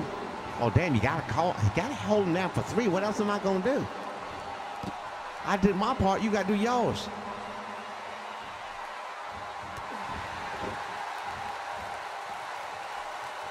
I got to look at that cut, man. I'm starting to think maybe I got to call this one, but I still got to drive home. I don't need these fans, man. These fans crazy. They don't understand.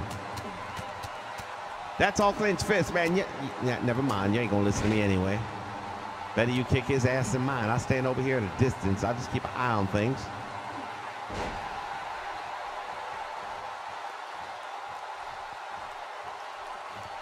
Big just went to bigger, brother. You in trouble. And your partner, he ain't doing shit.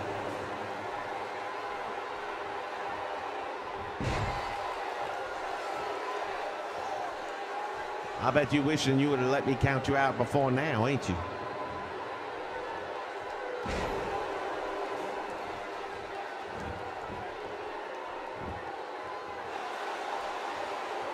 Oh, come on. How bad could that have hurt? You're wearing a shirt, for God's sake. Oh, that was nice. I like the way you did that. You come out the back door? Good job. Big man's in trouble. I've seen this before. It's not good.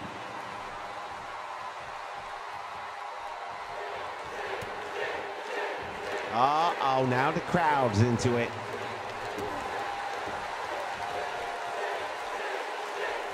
Oh, there it goes. I hate to say I told you so. But even Stevie Wonder could see that was coming. Oh, snap. That's 500 pounds the hard way. Oh, you don't want to go for the pin? I think that's a mistake, man. I think you should have gone for the pin right there. But you do what you do. You do you, I do me.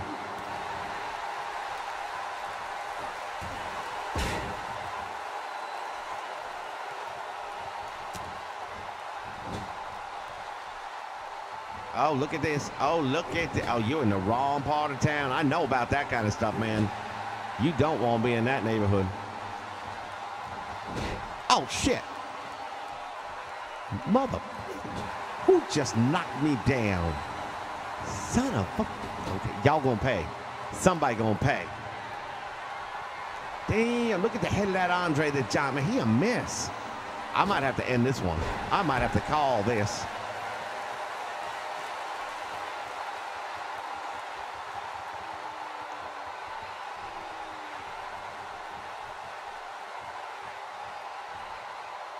Oh, man. Andre, man, I got to do you a solid right now, I think. You're looking really bad, buddy. You remember that scene on Walking Dead where Negan took the baseball bat and hit Glenn in the head with it? Yeah, you looking a little bit like that.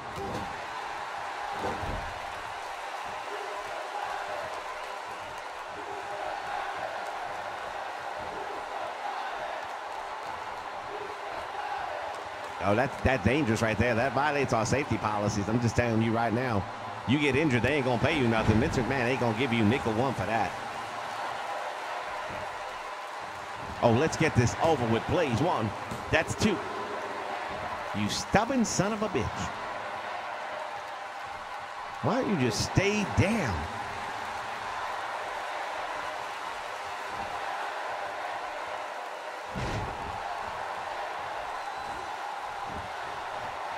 Well, that was a hell of a tag right now. And here comes the Stinger back in the ring. Let's see what he's going to do. Taking the big man down. I'm impressed.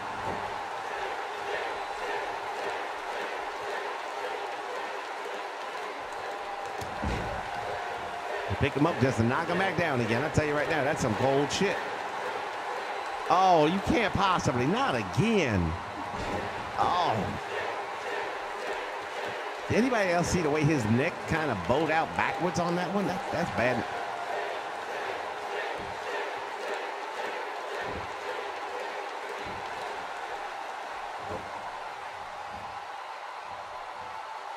I don't think I'd want to be Andre right now. Things not looking too good. Oh, damn. He struck that post hard, man. It looked like it hurt.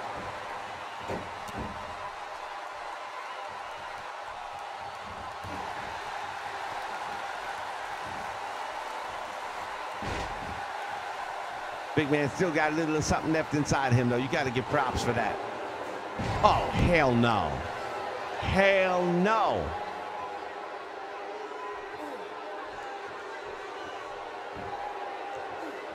Somebody going out here in an ambulance.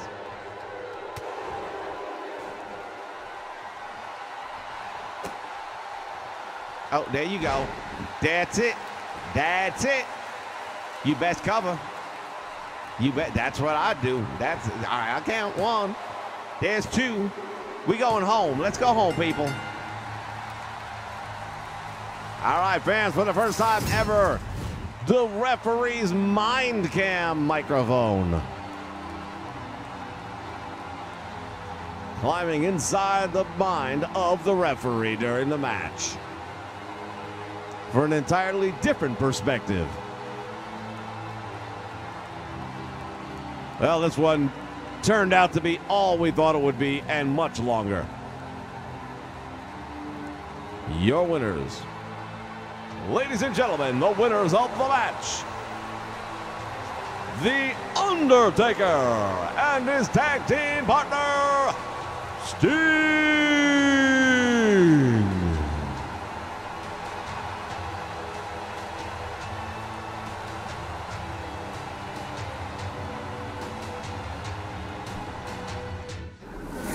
Well, hell, that was something. I have too much fun when I can just screw around like this. There are no rules. There are no regulations, baby.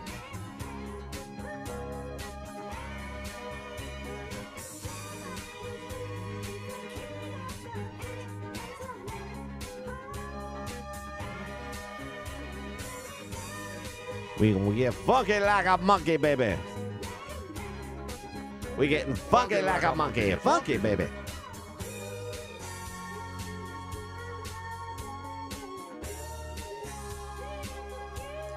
We gonna find out who the bull in the woods.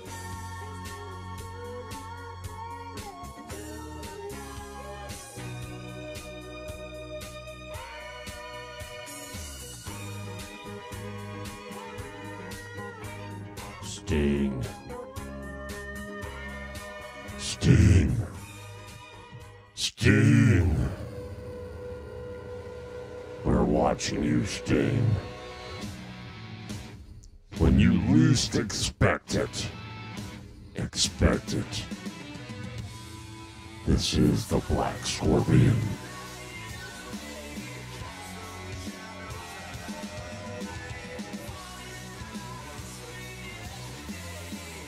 Black Scorpion making a return. All right, I think we got one more in here. Let's do one more.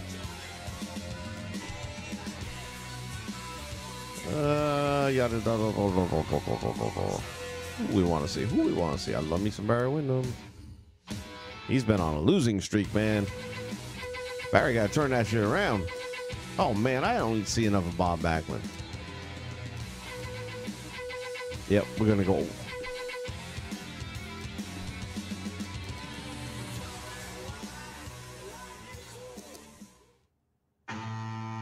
That'd be an interesting matchup right there.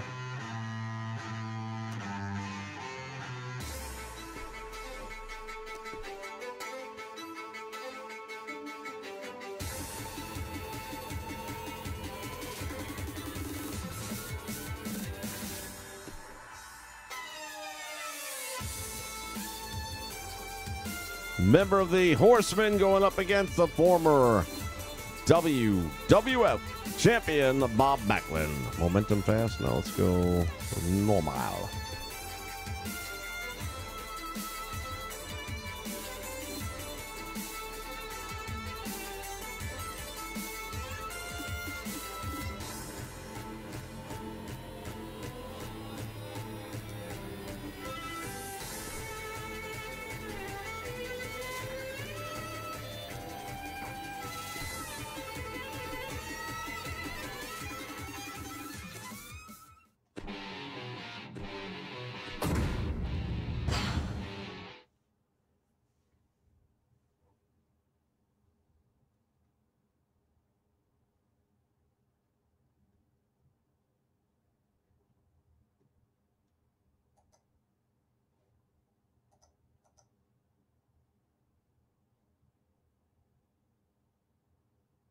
Damn, almost 2 hours already. Wow, where does it go?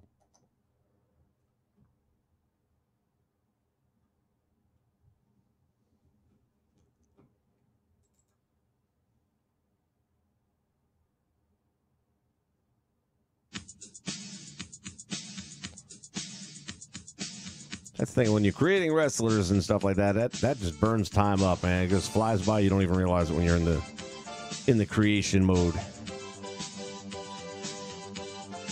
You know, Theo likes to talk about the creepy smile some of these guys have. I think that Backlund smile pretty much sums it up. Where are the young boys at?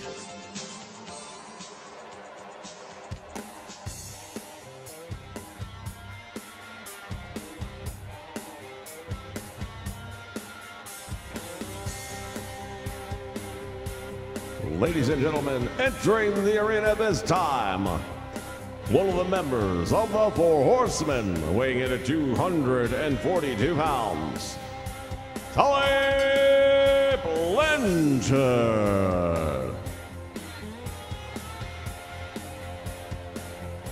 Member of the Four Horsemen, Tully Blanchard, making his way to the ring here at Madison Square Garden, getting ready to take on a mainstay here at the Garden.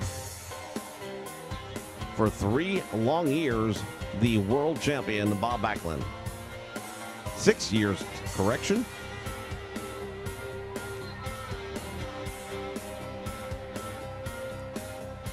When you talk about things that could never happen today, a guy like Bob Backlund being champion, much less for 6 years.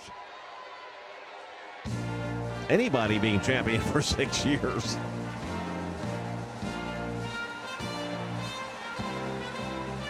And here comes his opponent from Princeton, Minnesota. He weighs 232 pounds. He is the former WWF Heavyweight Champion of the World.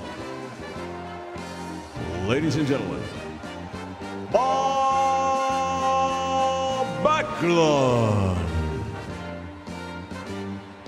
Well, that's Mr. Backlund to you. And there's that creepy smile again.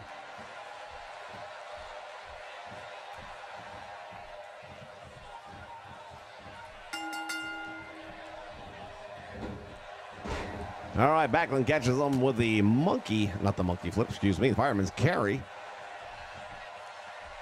And takes control of Tully Blanchard early on in this one. Packed house here, capacity crowd at Madison Square Garden. As Bob Backlund goes to work on the shoulder of Tully Blanchard early on in this one. Coming to you live here on the Madison Square Garden Cable Network. Blanchard does a good job of sprawling out, blocking Backlund's attack, and of course with the amateur style of Bob Backlund and the vast credentials, you'd almost be surprised Tully was able to out-wrestle him at any point in time, but he got the advantage in that one moment, but Backlund has answered right back and again in control of this match.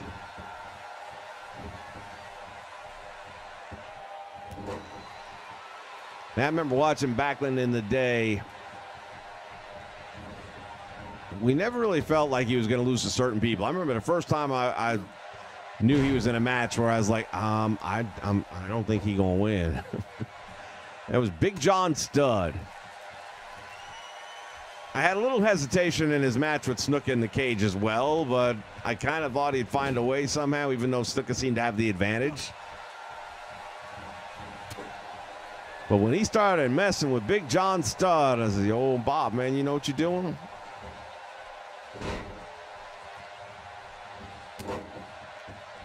When he wrestled Billy Graham, I didn't doubt that he was going to win it. That was after he'd already won it, so that was the return match where Billy went all Karate Kid. Mass Superstar, I mentioned earlier, went after Eddie Gilbert, which was supposed to be Backlund's protege. But I knew he wasn't going to lose no Mass Superstar. And I was okay if he did, because the Mass Superstar back then kept on promising that if he ever won the title, he was going to take that mask off, and you were all going to see just what famous person he really was. And, of course, that never happened, but a great way to get people in the arena. What the hell just happened there? Some hocus-pocus crap right there. Backlund with the airplane spin going old school for sure.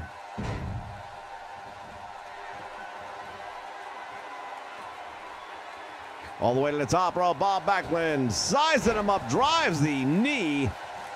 Shades of Bruiser Brody.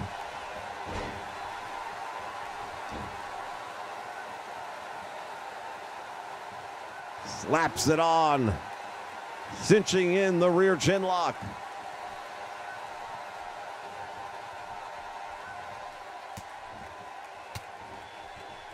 Once again, fans, we remind you on April the 8th, as part of the live stream, we are going to have the first ever Name That Tune challenge. And we are also going to have the Break the Bank challenge. Join us starting at 1 o'clock a.m. Eastern Standard Time. Early morning on April the 8th till 9 a.m. Eastern Standard Time. 8-hour live stream.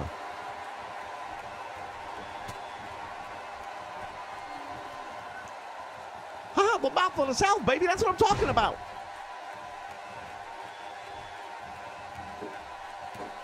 Greatest manager of all time, if you ask me.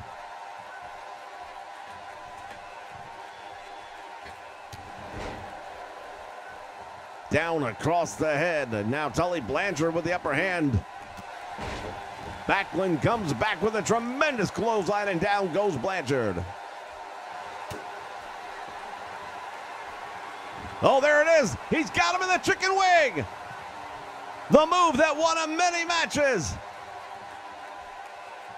Blanchard is in trouble. It's over. Ladies and gentlemen, your winner, Bob Backlund. Well, we take a look back at this one, and there it is. He got him in that chicken wing, and it's all over from there.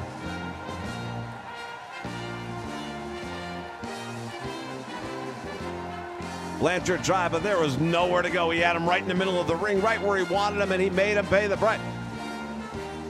Backlund with a surprised look on his face.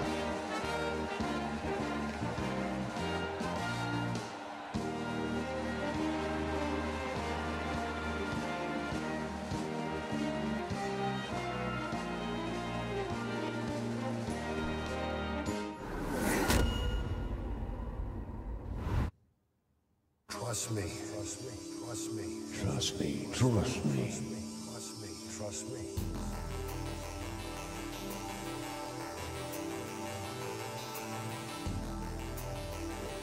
We are gonna check out the Ultimate Warrior. I'm presuming you posted that. We'll see. Let us see. Community Creations download. Do you trust me? Trust me. Superstars. Do you trust me? Trust me.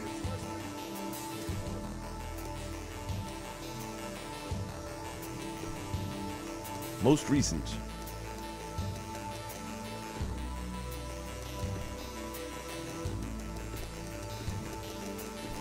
Ultimate.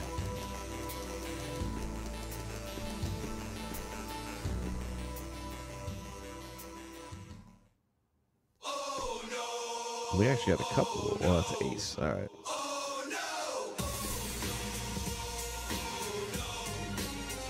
HCW Wrestling.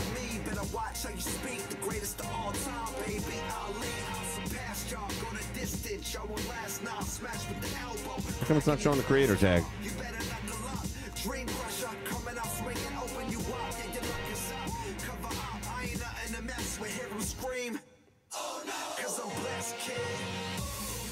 What's going on? Show me the preview. Damn you. Damn you, 2K. It does this crap.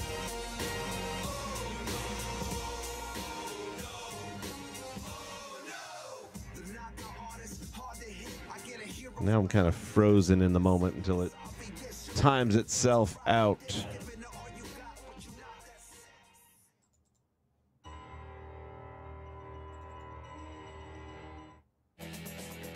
Go with some free play music so I don't have to worry about the copyright so much. I mean, I've already played plenty of music they're going to probably be pissed about, but always keep in mind, guys, if they shut down the channel for any reason, which I can't imagine they would, it's all video game shit, but I will always post the next video under the heading of Invasion Nation. Hey, finally, look at it. Liking the robe, man. The jacket.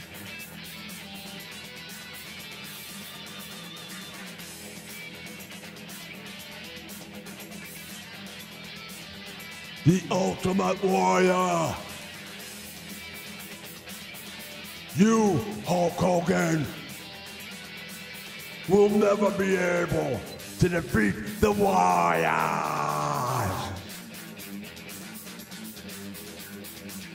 For we are the ones in control of the airplane. That was some of the absolute most off the friggin' wall interviews of all time. And as much as they bashed him for that in the self-destruction DVD, I'm like, bullshit, that was brilliant. Arguably some of the greatest promos of all time. Good looking stuff, man. I got to tell you, it looks great. I almost wanted to make Dingo Warrior, but I like I said, I don't have the slots to give up, so I had to just stick with Ultimate Warrior and use that. There we go. Killer Snowman 90. Nothing wrong with that.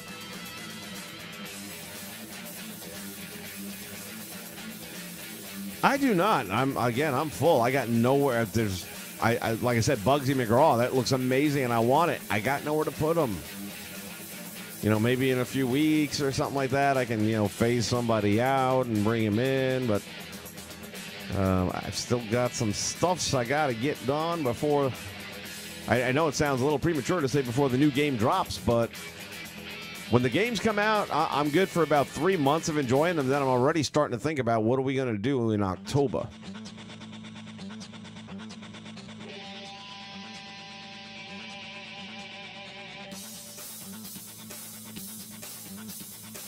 Ace. What else you got up here? Let me see something. Red Cobra. Ernest Alexander. Wasn't he wrestling the other day on your show? I feel like that was the name I heard. No boundaries.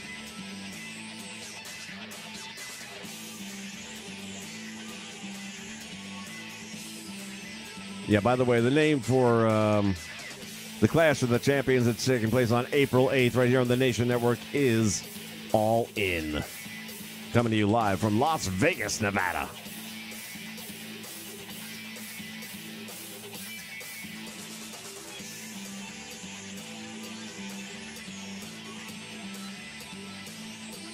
That's pretty sweet looking, too. I always like those dark rings, man. It just has a vibe. Plus, I just think everything pops much better with a black background.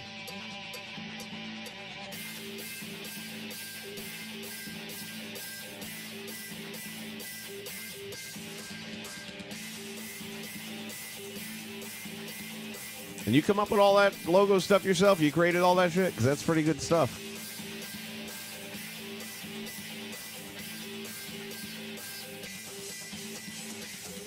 Looks really good.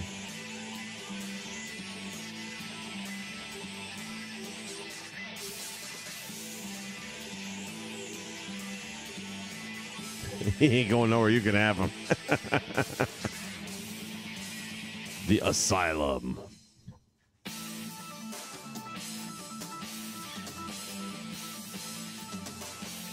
Well, you know, while we have this quick moment here, I do want to shout out to some of my boys out here who've been doing their own thing. I had a chance to bounce in and check them out a little bit. NWF, HCW, House of Honor, LTD, Combat Kingdom, UCW. All putting on good stuff. Check them out, man. Find them, get them, watch them. Show some love.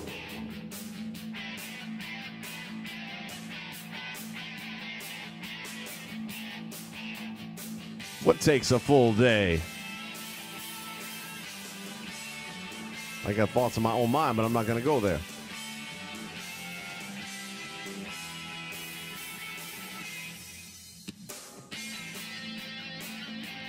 All right, let's see what the most recent uploads are right now. Let's see if anything. Oh, look at this. A she-cane. A she-cane. Oh, Stewie Griffin. Oh, yeah, totally. Yep. Yeah. Where's Brian? Anybody seen Brian? Have you? Yeah. Just want to find out. Yeah.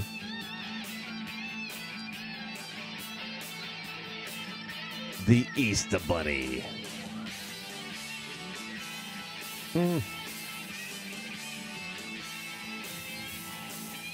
I'll never understand people making Abdullah the Butcher because you can't. I mean, they just don't give you the body for it. Why bother? I don't care how good you get the face. I mean, when you turn around and see a 200-pound Abdullah the Butcher, that's not Abdullah. Although there were those two dudes, which I think were his sons, were they not? The two tag team dudes that looked just like baby versions of him. I was surprised they didn't do a little bit more. I thought they had a great look, and they could actually jump around a little bit and come off top rope and shit. What is that name? Yevzele Mufti? Okay. Perkins, Marshall Mad, Sullivan Stanley. The Ultimate Warrior. RVD. Current FWF Heavyweight Champion of the World. Come see him defend the title on April 8th as part of WrestleCade. Boy, it looks identical, doesn't it? Jason Voorhees. Jason Voorhees. Jason Voorhees.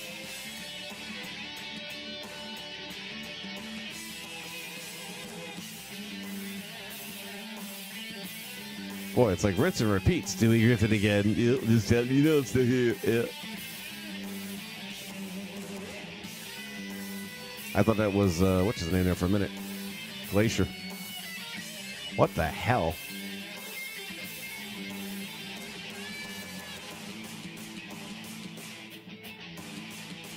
It's like Sharknado, man. What the hell's up with that?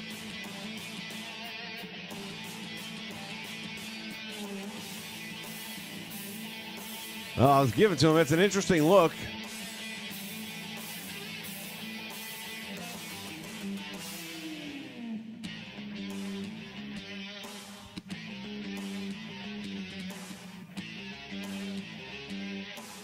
The Young Brothers in the house. Shrek, my boy. Getting over it. Somebody knows what that is. It's like a movie or something, I'm sure, but I don't know it. Punisher.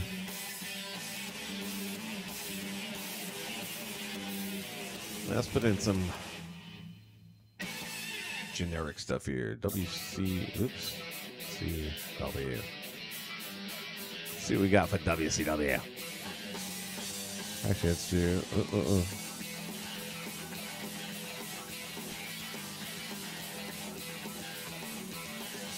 What's hot? Rob Van Dam, Hulk Hogan.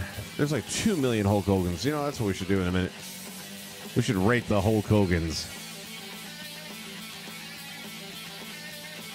Man, I remember when Spawn was it, man. Me and my friend, we thought that was going to be the new Superman. Got all the first issues and everything. They ain't worth shit. Jeff Jarrett, most fortunate wrestler in the world to have had a career so long and to actually be going into a Hall of Fame when he never sold a ticket in his life. I think ticket sales should have something to do with you being in the Hall of Fame, in which case he should not be in the parking lot.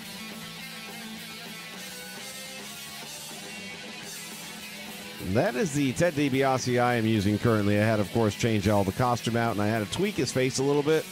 Had to shorten the nose, and so far as the length on his face. And I brought the mouth up a little higher, I believe.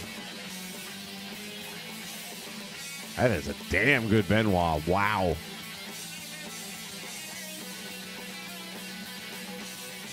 That is arguably the best one I've seen yet.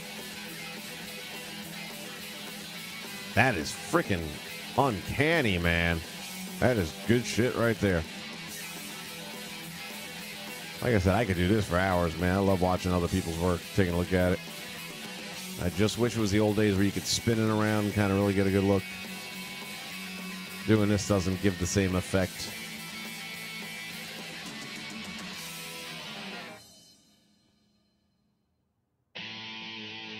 Stevie Ray.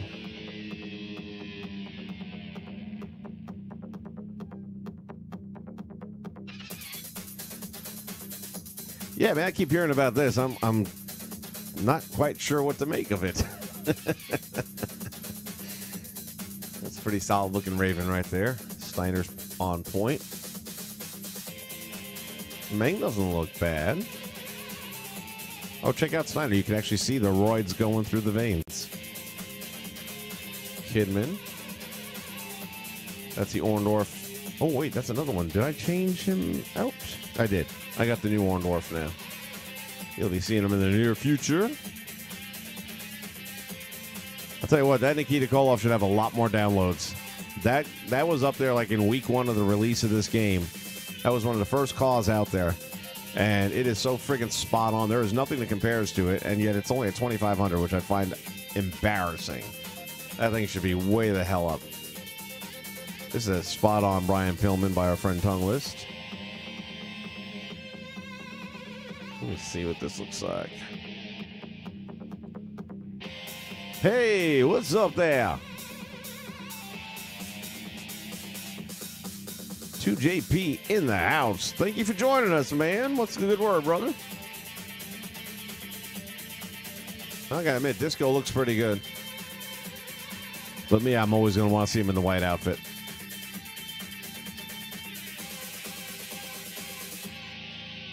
Okay, Muda has a rounder face than that. Damn good Tully Blanchard. Shit. That's solid. Glacier. Why? Why would you do that, man? Man didn't even have a career. Best part of his career were in the vignettes before he ever entered a ring, and after that, crash and burn. Excellent Barbarian. Gilbert. Ooh, that's right. I was supposed to do something about this. All right. Hold on. We got something to do here. How time's it getting to be? Oh, I got a little bit of time left. All right, we got to get Magnum out and bring the new Magnum in.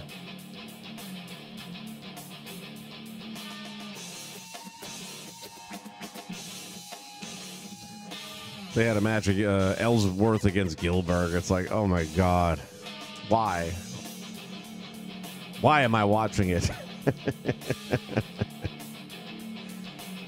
That'll put asses in the seat. All right, let's see. Magnum, I believe, is going to be in this save file. So you see this thing? I have to deal with this every damn time. I just ignore it. That goes all the way back to the Survivor Series we did.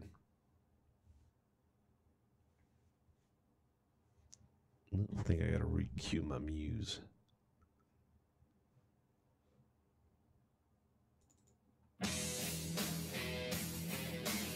Well, the Survivor Series, it allowed you to put tag team titles on the line. So I was like, ooh, that's cool. Let's do that shit. And I think it was when Piper and Orton ended up walking away with them. Well, Piper wasn't part of the tag team part. He was part of the unit. But when it wasn't one of them, hey, John Cena. I wasn't going to say hi to you at first because I can't see you.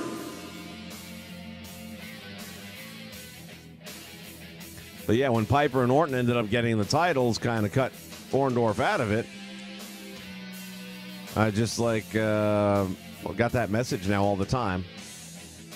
Even after other guys have the belts, or I made Piper part of the tag team and got rid of Orton, or Orndorff rather, didn't make any difference. That message will not go away.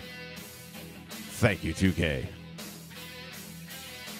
WWE 2K18 taking the I out of AI. Telling you, that's the slogan. Run with it. Just give me $1 for every game sold. That's all. All right, my universe, my superstars. Ooh, don't matter. Middle of the alphabet, either way. Magnum TA. The amazing Magnum TA, baby. Unassign him from there. Boom. Just like that. Championships.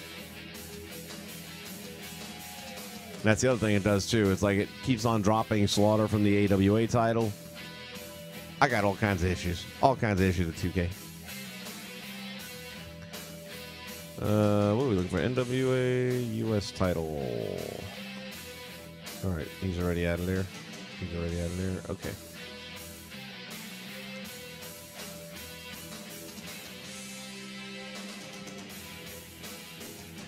And then we got to do one more, and then we should be good.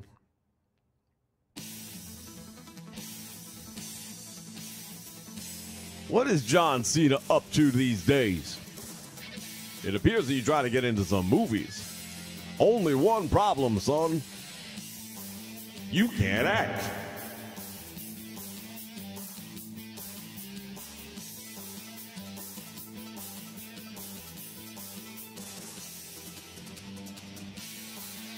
Man, you see that hokey friggin' promo commercial with Cena for the Children's Choice Awards? I get it for kids and all that, but damn. Where he's doing like all the members of the family like Eddie Murphy did, and it was tough to watch. Gotta admit, it was just really tough to watch.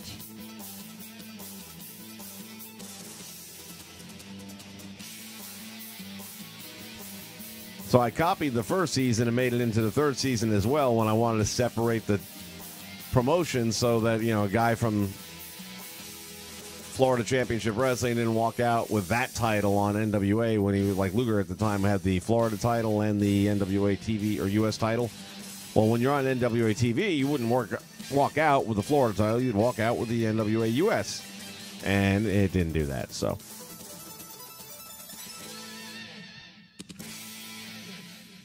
You have children? No, you've made it clear you're not going to have any children.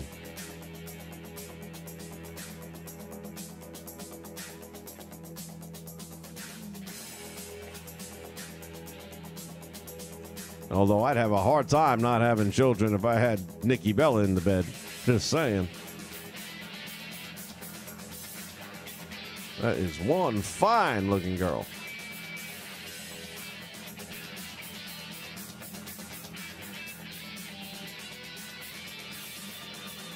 Imagine the thoroughbred kids those two would have. Holy shit. Talk about a master race. When the Terminators come back, they're going to run into the son of Cena, and that would be bad. There's your movie, John. Old school Sting. I like it.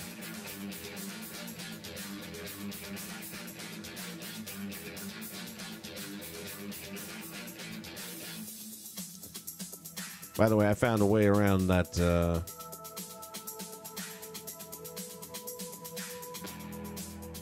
Oh, it's going to make me put somebody up there? All right, well, just to hold the spot for a moment, okay? Ooh, well, don't matter.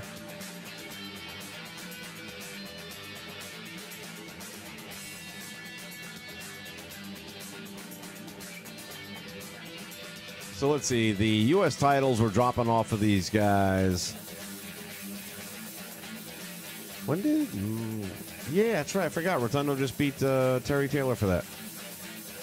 And then the six-man tag team titles kept on dropping off, too. So what I did is on my second show, which was a minor show, I switched it up to a major show. And I just put those titles there. And now they stick. But, man, why you got to do all that shit? Because it's 2K, dummy. That's why. All right, I feel like, well, we might have to do one more.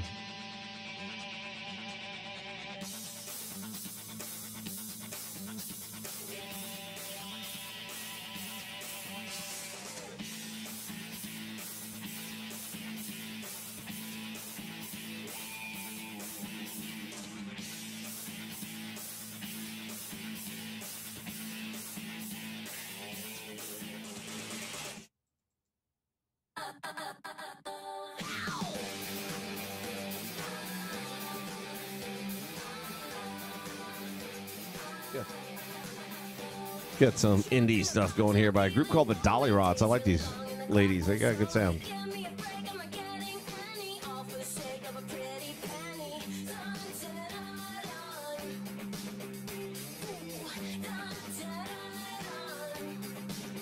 Kind of like a modern day version of the Go-Go's. I'm not sure if they'd like that comparison, but I think it's good. It's kind of a cross between the Bangles and the Go-Go's, with a little bit of today's edge.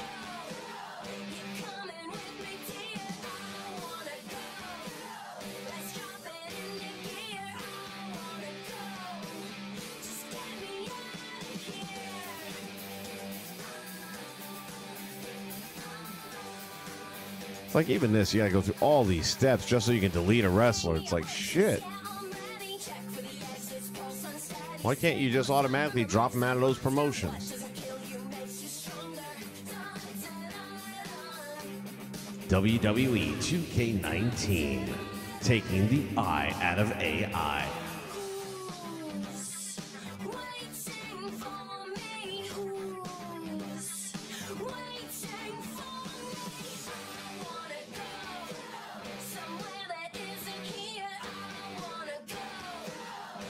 All right, we should be good now. I don't think there's anything else he's tied to. Let me check championships, I guess, before I get...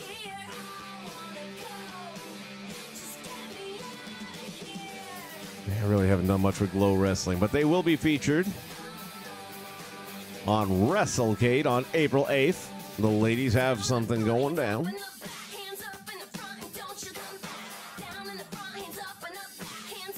Still not sure if it'll be Monday or Tuesday of this week, but we will have an FWF card as we count down to WrestleCade.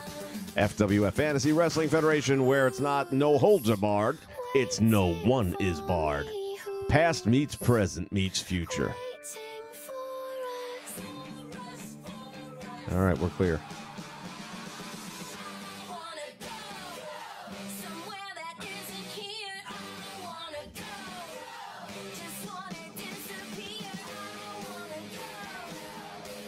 Oh, we don't want to get into politics now. I mean, I might agree with you, but we don't want to get into politics. Never has a race separated a nation worse than this one.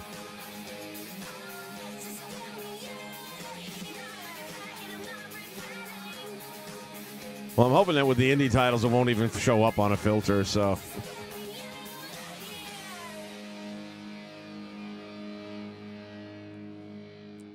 Again, this is one of my things about the whole copyright BS. It's like, it helps them for me to stream this and have a bunch of people hear their stuff, because if one or two people like it and go check them out and maybe go to, you know, iTunes and download some of their shit, they benefit. Not like I'm charging you to listen to it, making money off of it. I'm just saying, hey, these girls are cool.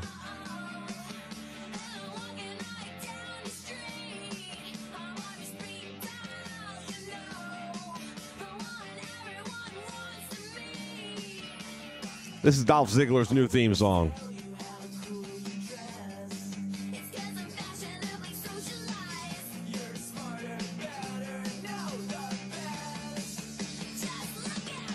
All in the reflexes!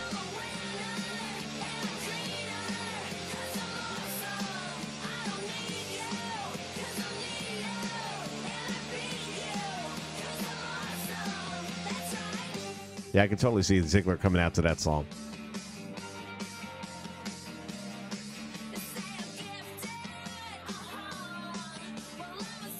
Edit custom superstar. I'm going to go to delete him, and it's going to say he's tied to a promotion. Please delete him, even though I just went through all three. Oh, actually, I didn't go to the last one, but let's see if it matters. It probably will.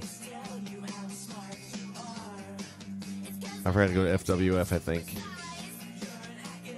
Or maybe I did. I don't know, man. I'm tired. Magnum. Delete. Oh, that worked.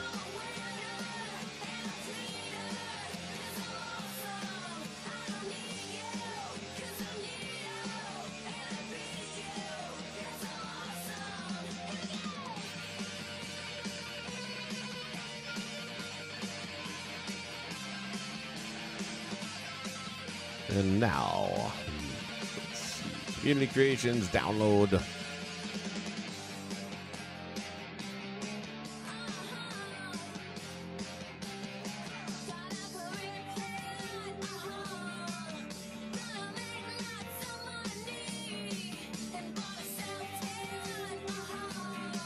I still love that Bugsy. It's killing me. I wish I had room.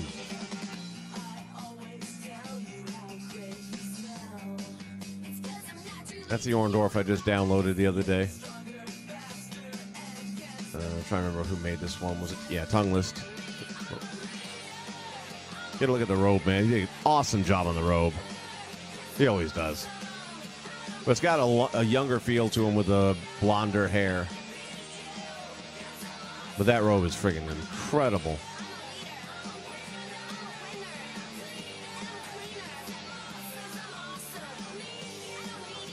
Where the hell's Magnum at? That's got to be one of mine, man. Is that one of my guys? King Kong Kirk, wow. Well, shit. I stand corrected.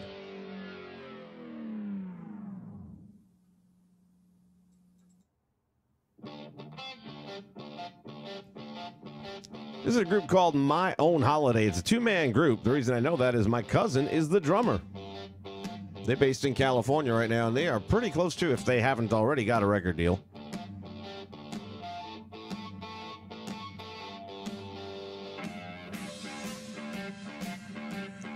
Love this bluesy sound, man. Got that Roadhouse feel to it.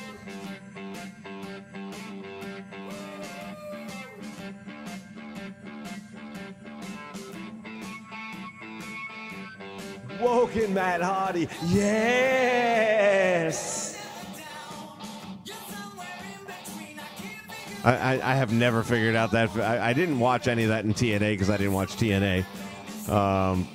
But I knew of it, and I knew they were doing something with that shtick, and I was like, what the fuck is he doing, man? And now that he's, back to Woken instead of Broken, whatever, I'm just like, God, it is so stupid. It's funny. I'm not sure that's what he was going for, but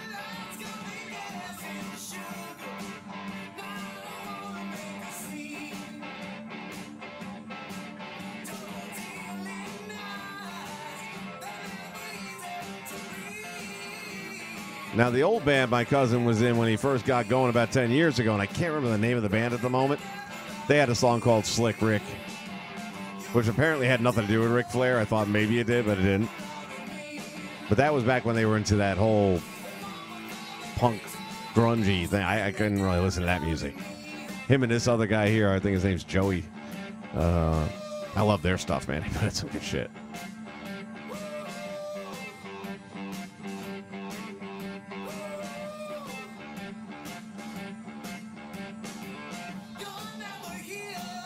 Man, I am all about Kid Rock. Oh, shit, man. All these Magnums look better than the one I just had. All right, these two look identical. So who stole from who? Let me see. Details. It's all in the details. Bilski, that's the one I was thinking of, but let me take a look and see. Maybe this is him, too.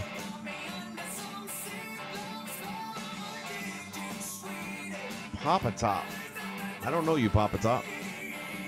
Let me take a look at you. Not bad. Not bad. But Bilski's my boy, man. He's part of our community. You can check out the community. PlayStation Network Community tab. The Humanoid Nation. Number one location for old school wrestling.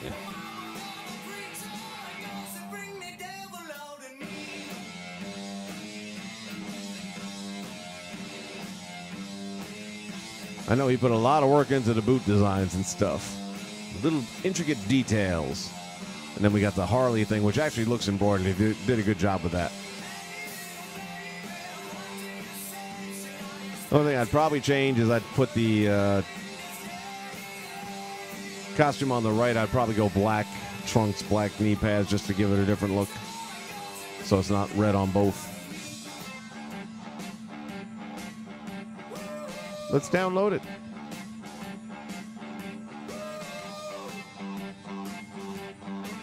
Oh yeah, man! Time to remake Roadhouse.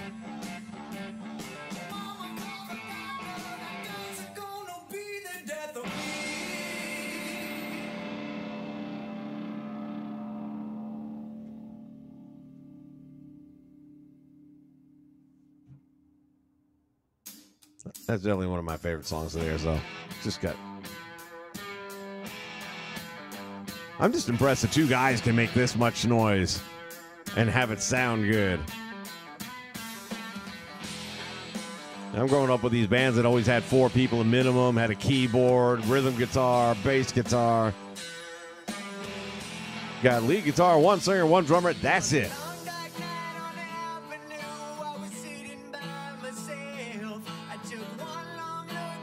This guy's got a great voice. Oh.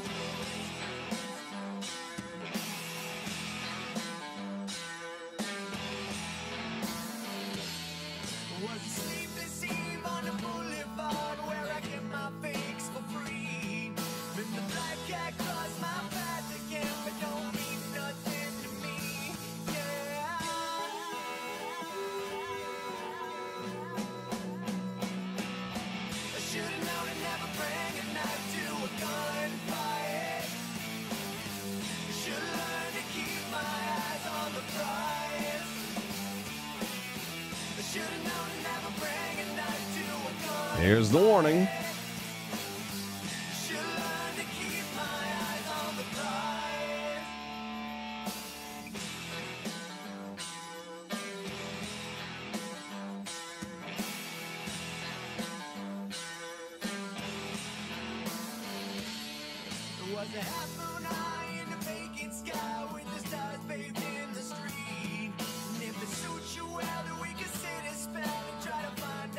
I'll tell you what, for movies that really weren't very good, that was a great movie. Wasn't it TBS that used to have that? Saturday, we've got movies for guys that like movies that have no story whatsoever. We just kick ass. It was always Kill Bill, Roadhouse, and any of the 15 Rocky movies. Oh, and Rambo. Got to have Rambo. And Die Hard.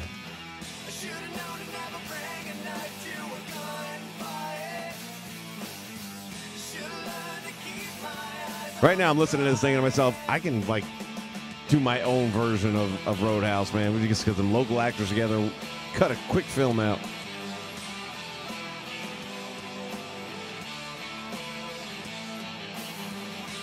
It did have Terry Funk in it getting his ass kicked. Shortly after that, he showed up and challenged Ric Flair. Well, I was just kidding you, Rick. I didn't really want to challenge you for the title. Heck, let's just shake hands and let bygones be bygones.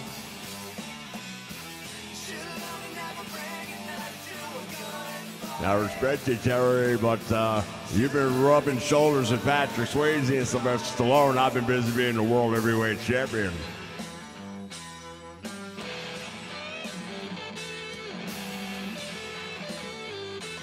I remember that promo like it was yesterday, man. You knew something was going down. Flair wins the title, and they're going to interview him in the ring. It's like, that don't happen. We're supposed to fade the credits. Somebody getting an ass whooping.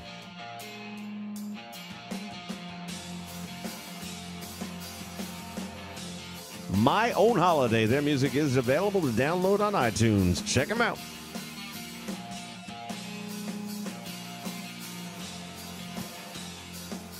I'll take a rocket to the moon just to find you in your little hiding place. I'll take Moonrock, Boondock Avenue all the way to outer space. I take a plane, a train, any road, mountains or the sea. The Fabulous Freebirds could come out to any of these songs.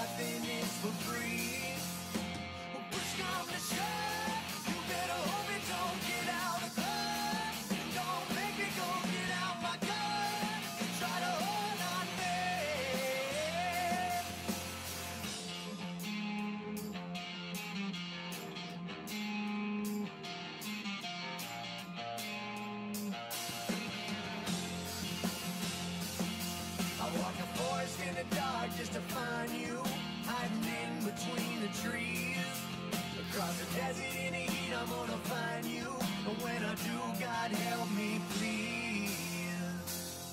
I fight the rain, the pain, hail and snow, mountains or the sea. 'Cause you can't believe in nothing, nothing is for free.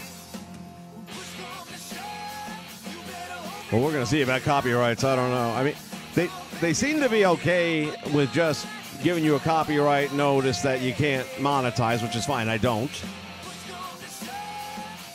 But I can tell you right now, my nephew and I share accounts, and he's got a gaming account, and I help him on it once in a while, but it's his account. And there's another YouTube channel, and when we got the whole OBS thing up and running here in the studio, and he was bouncing in there doing some work on his, he was promoting a marathon he'll be doing actually next week on the 3rd.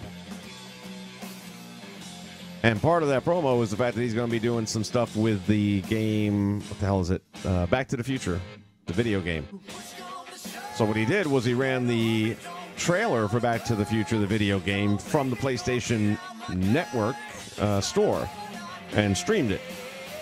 And now he can't live stream for 90 days on his account.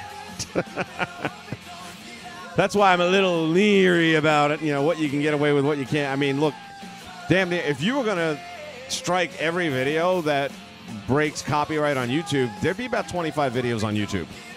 Let's just call shit what it is.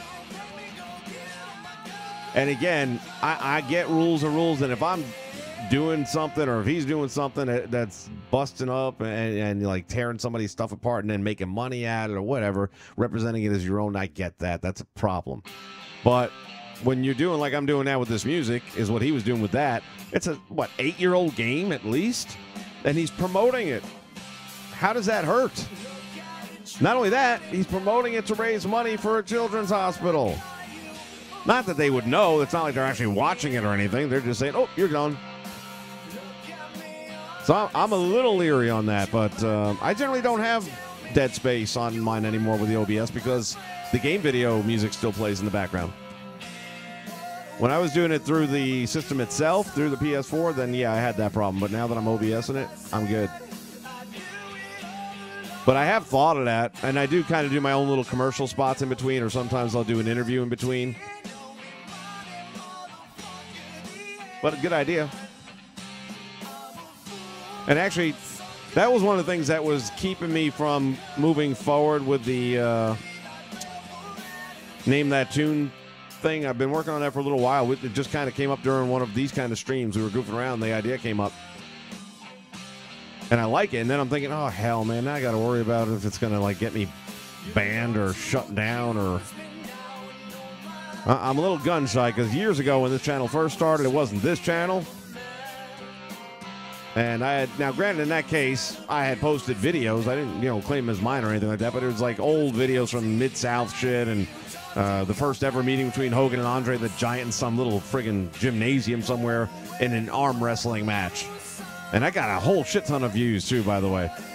And then out of nowhere, Kit Parker Productions came out and banned Hammer. I got the first strike email for having, and I'm trying to yank my videos down. And as I'm yanking them down, I got my second strike, and I'm like, motherfuckers, give me 10 minutes. And strike 3 came, and next thing you know, it was gone. So I'm a little gun shy, I'm not going to lie, man. It's spent, I don't know how many years on this channel now, 5, 6, I don't even know anymore. This channel's been around for a little bit now, and we're at 820 subs, man. I don't want to start over again. I'd freaking cry.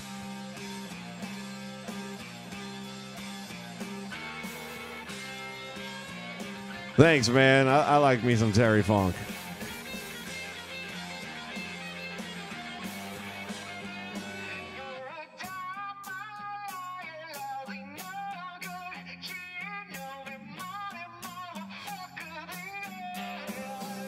HBK, HB Shizzle. All right, I got to really focus on what I'm trying to do here. It's taking me 2 hours just to upload Magnum to a roster. God, I love the sound of this band. I think this is what I'm looking for.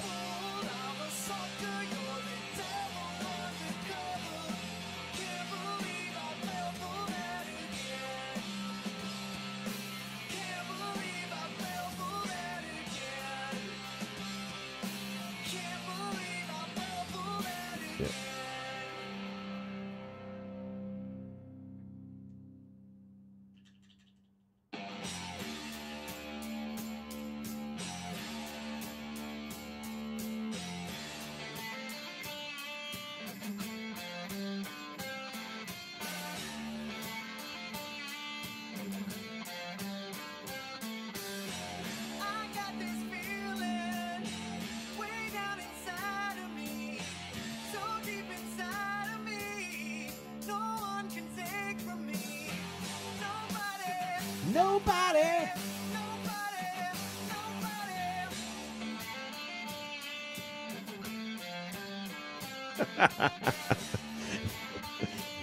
Some random dickhead guy.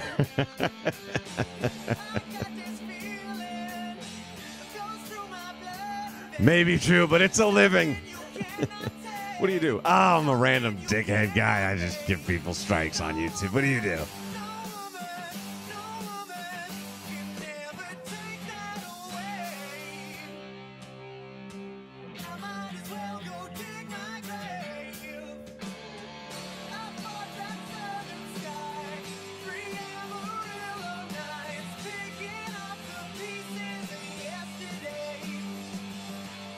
Yes, one important thing I forgot to do was to put the U.S. title back on Magnum.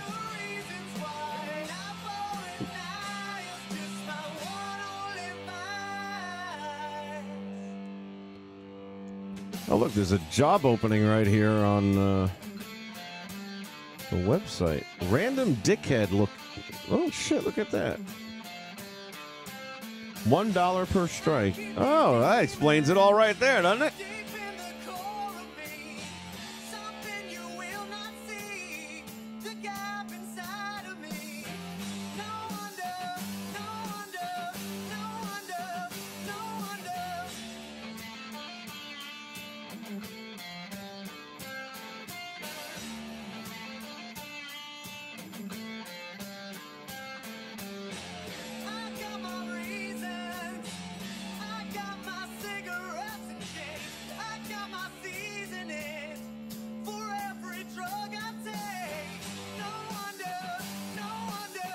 No wonder.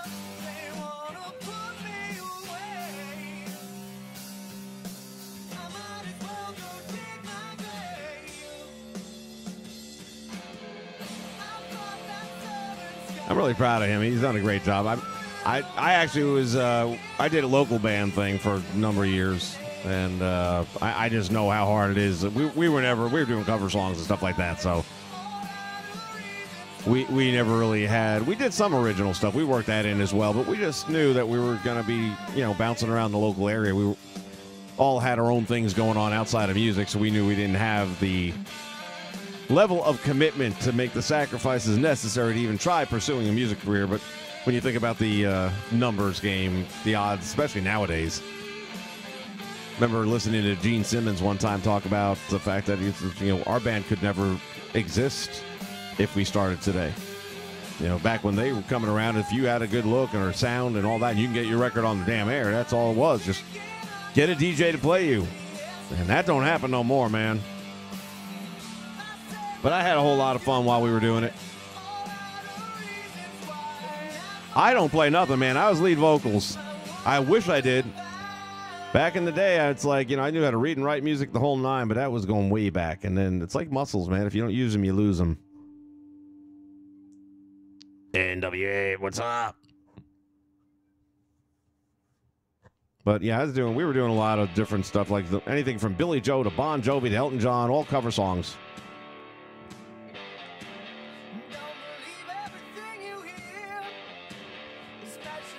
Every once in a while, I still dust it off. That's one of the things I love about this mixer I bought for the studio here. It's like, this sound, man, I can sound so much better with all this stuff. It's like, why didn't I have this when I was recording?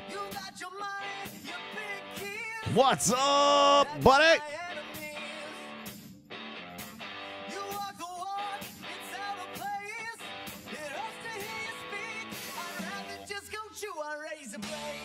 Chew a razor blade. What was that Weird Al song? One More Minute with You. Y'all familiar with that song? Wonder if I got that in the playlist on this computer.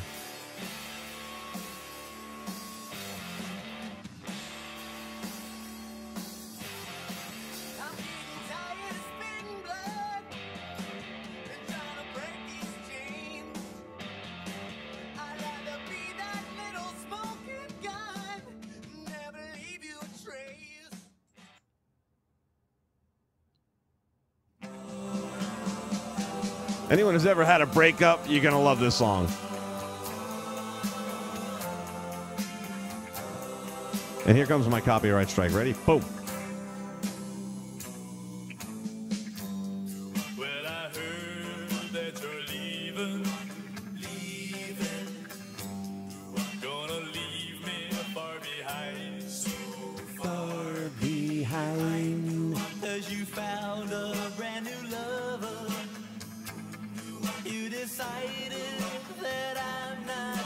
my kind.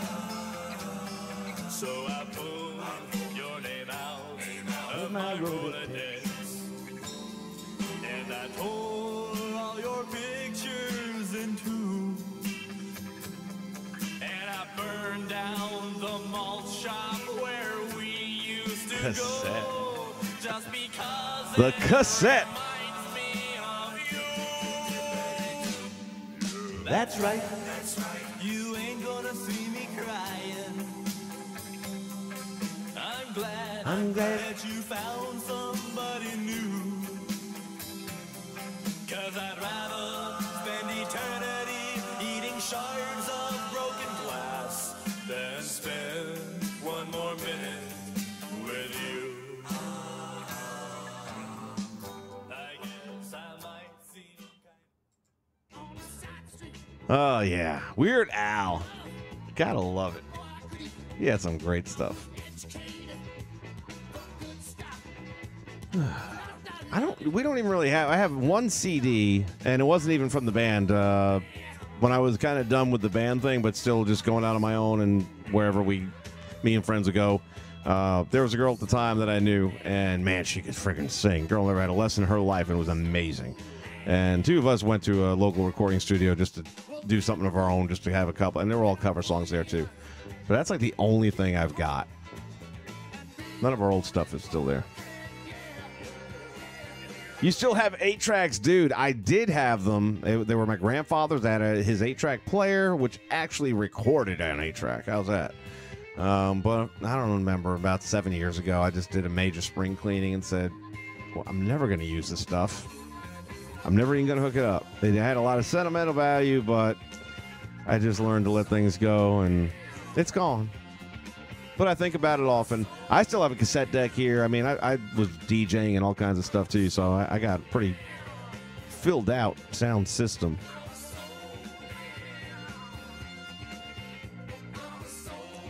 Tell you what, we might be able to do something though. Hold on a minute. I was just thinking, I can find track music here online easy. Steve Cropper and Duck Dart.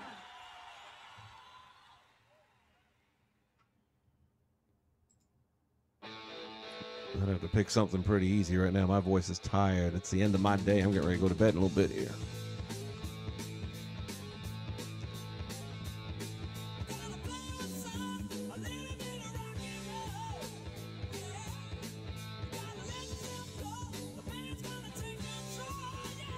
You couldn't figure out to record on what? Oh, 8-tracks? Well, yeah, you had to have an 8-track recorder. And when you did your own recording, though, it wouldn't, because it would go from like track 1 to track 2 and right in the middle of a damn song every time. Whereas, as I recall, when you bought something that was produced, they wouldn't switch tracks in the middle of a song because it kind of like jumps the song around a little bit, kind of hokey. But that was only because he had it, not because I did. I just inherited it. And his 8-track tape collection, let me tell you, some Barry Manilow was to be had.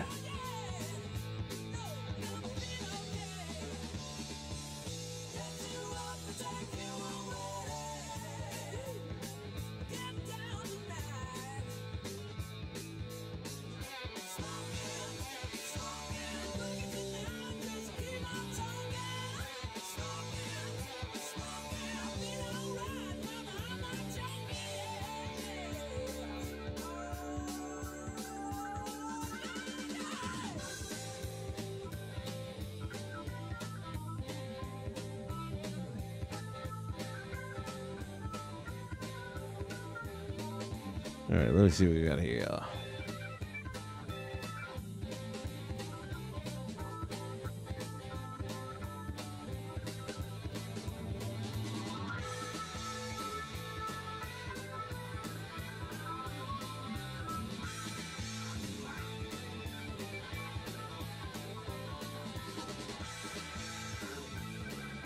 right, this is not something I'm planning on doing. Y'all want to hear this? Do you guys want? If you guys want to hear this, I'll do one. I'll do one. And there's no promises neither. You get no money back. You play guitar? Oh, damn. Maybe we might have to do something on this live stream.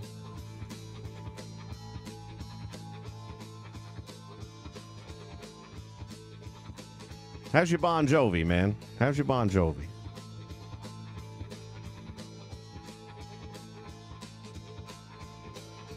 Oh, damn. That'd be cool as hell, man. We do some live stream in between, like, on that 8-hour, take a musical break.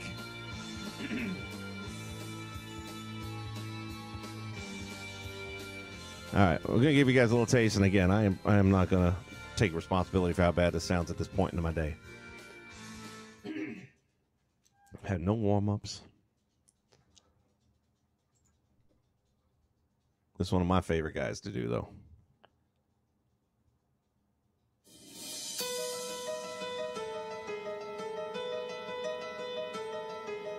Dark side rolling down, nothing is real. She'll never know just how I feel. From out of the shadow, she walks like a dream. Well, made me feel crazy, made me feel so mean.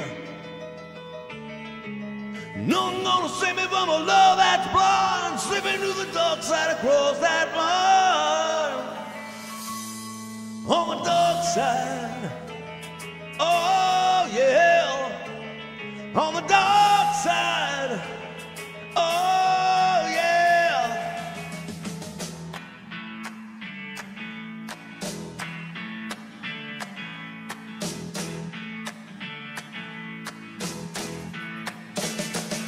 The dark side going down, nothing is real.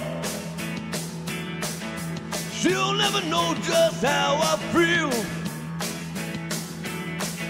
From out of the shadow, she walks like a dream. Well, made me feel crazy, made me feel so mean. No one's gonna save me from a love that's blind, slipping through the dark side across that line. On the dark side, oh yeah. On the dark side, oh yeah.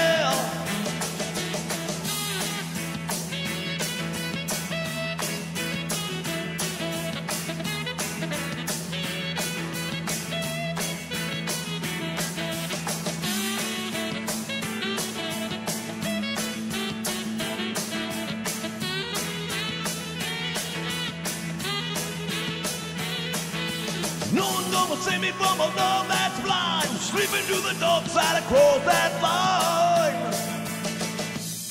On the dark side, oh yeah. On the dark side, oh yeah. On the dark side, oh yeah.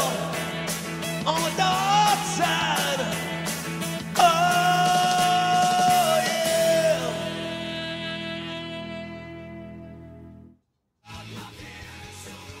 Can't do no more.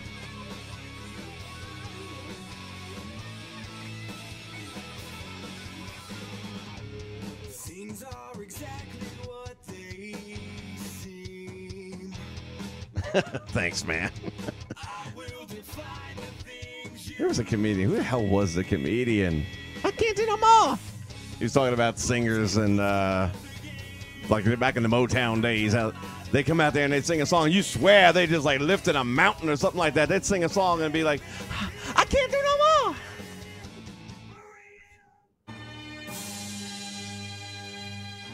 It helps to do songs with rasp, I found. I can really belt those out a lot easier than doing those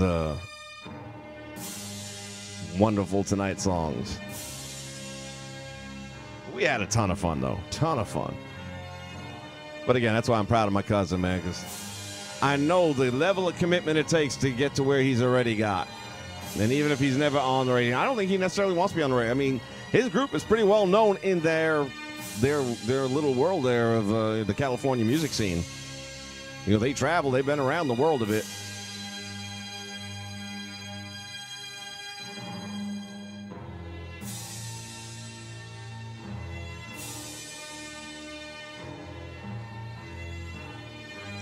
All right, we're going to take a look at the new Magnum PA.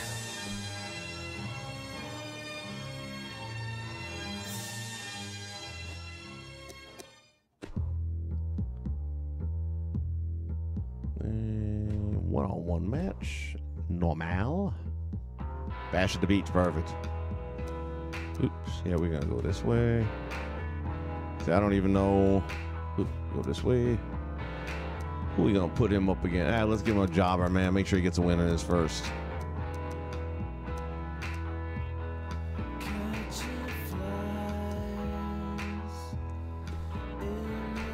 Fabiano, you getting an ass whooping.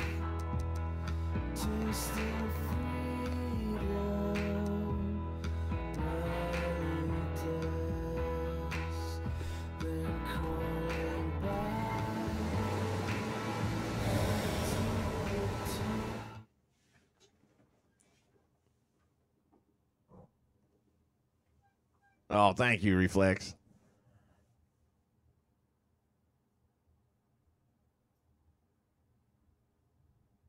Tell her I said thank you. I miss the old music, man. I can't even name top 10 songs today. I like I said, I was DJing. I retired from DJing a year ago. And like right before I would do a wedding or a gig at a bar or something, whatever it was, it's like I was forced to listen to top 40 music for at least 5 days leading up to it, so I'd have a clue what the hell's playing over and over and over again, because you have to have it. And I'm listening to this crap, and I'm like, I'm not playing that shit. That's a good thing about a wedding is you got a lot of 40-something-year-olds there, and they don't want to hear this shit. And for every couple that would be getting married or whatever and give me the list of songs I do not want to hear at my wedding, I'd tell them, well, then you're going to need a different DJ, because you're hiring me to do a job, and my job is to make sure everyone has a good time, and if not, my name is going down, not yours. So I will feel out the crowd. I will tell you what's going to work, and I will have you people up dancing and having a good time, or you can hire somebody else, your choice. Magnum with no music. Oh, no, what's going on? Oh, man, he got too much gleam on him. Oh, snap, I'm not going to be able to keep that. I should have tested him first. That was my bad. See, that's what happens if you don't get a good face texture right there, which is a shame, because otherwise this is really solid work, but that gleam is just a killer.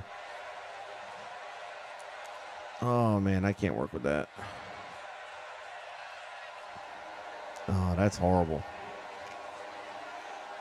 That's why when I made most of mine this year, I tried using the facials, and I would get that outcome, and just got rid of them, and I started just going straight with the creator tool.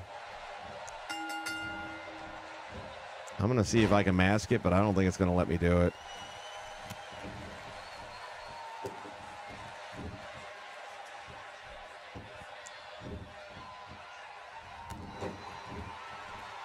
Magnum going to work right now on old Fabiano.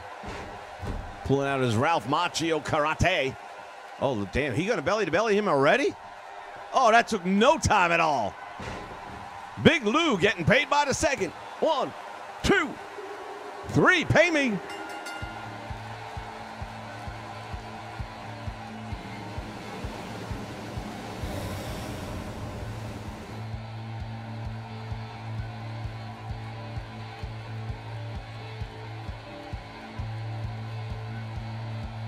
I love John Lovitz. We were just talking about him earlier today. Lady at work had never heard of League of Their Own. I was like, yeah, John Lovitz had the greatest role, man. He's the recruiter in that movie, walking around like, hey, farm girls, look, grass, don't eat it. He was such a dick. But he got all the best roles, I got to tell you. I hate it when they get all attached to me and stuff. All right, let's see if I can mask that up a little bit. I don't know. I don't got a fuzzy feeling about it, though.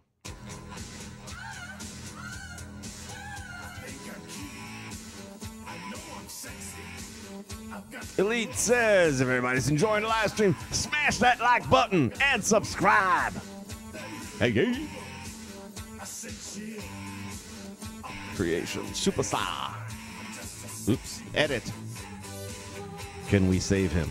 We have the technology. We have the ability to make the world's first. By the way, they're making that up. Did you finally see that? Years in the making. It was supposed to be Jim Carrey. That never happened.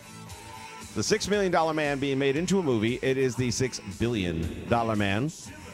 They had to change for inflation. $6 billion man, and I believe Mark Wahlberg is going to play Steve Austin.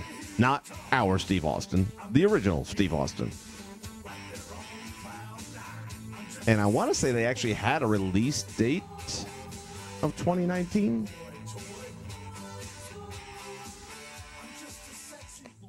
And that was my show growing when I was a real little kid, man. Starting to date myself now, but that was like my first hero. The $6 million man, Lee Majors. Oh my God. And then he had Farrah Fawcett, which is like,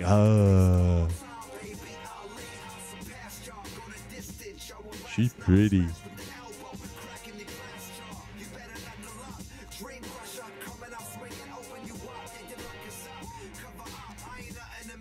At first, I thought he had like the Band-Aid on the forehead, and I was like, oh, that's an interesting little detail. Then I just realized it was the glare.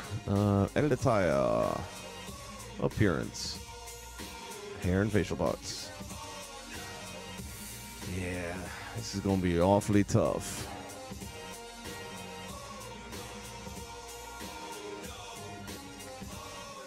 Looks like he's already done a bit of work.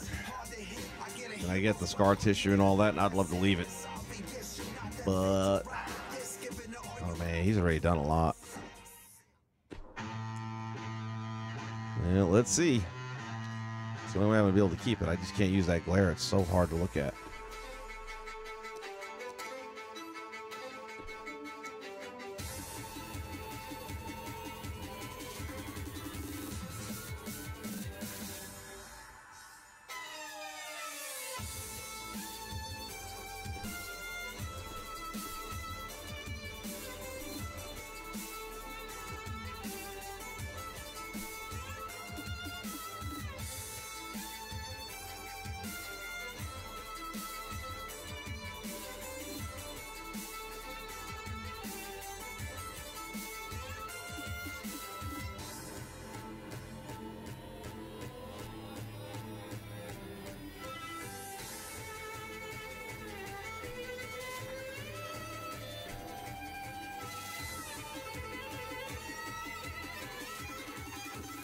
Nope.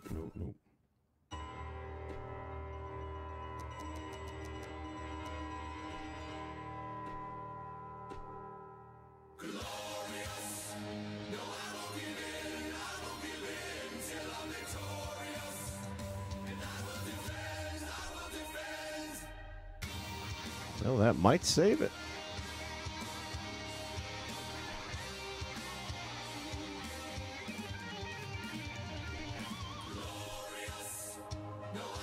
Should be okay with that little bit by the eyebrows. I don't think that's going to be a huge problem.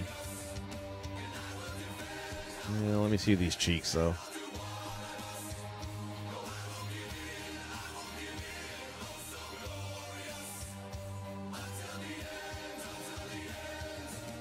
Okay, I totally have not seen that movie, but probably need to after reading that.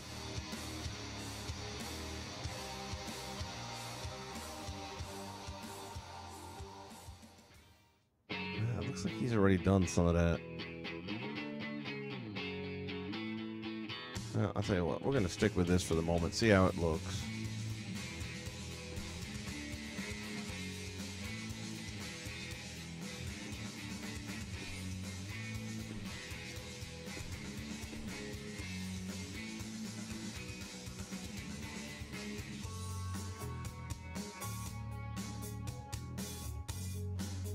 Still some gleaming going on there.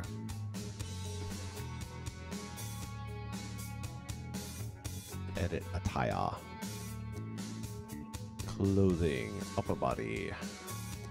Delete. Delete! Delete! Delete!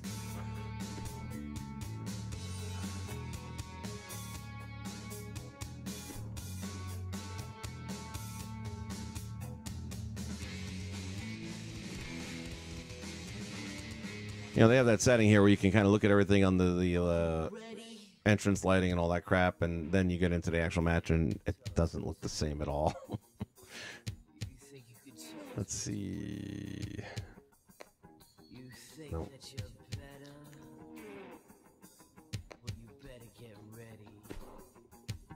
Lighting preview. That's what I'm looking for. Backstage match lighting. So again, according to that, the match lighting, we're good, right? There's no glare. There's, you know, just a little bit that it's supposed to be. But let's go back to an actual match though and see if it actually looks like that. Anybody taking bets on this one?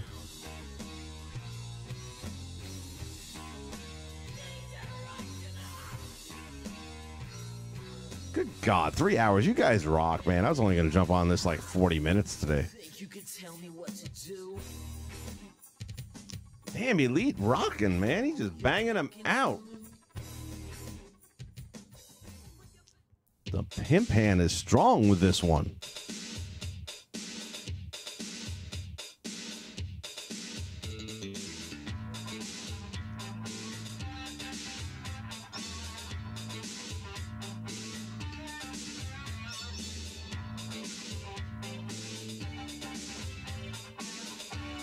All right, let's see how Magnum looks this time around.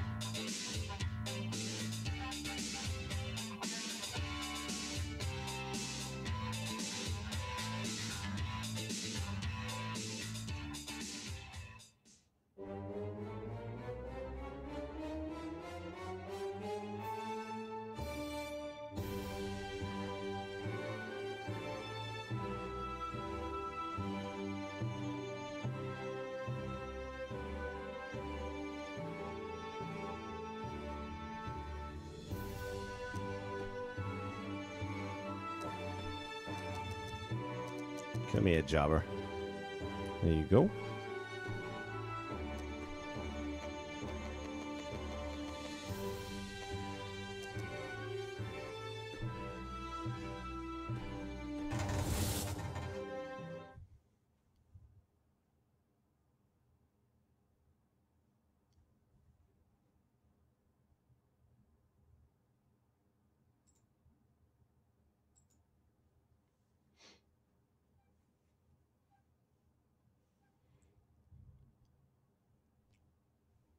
Heartbreak Kid Shawn Michaels. We'll check him out in just a minute.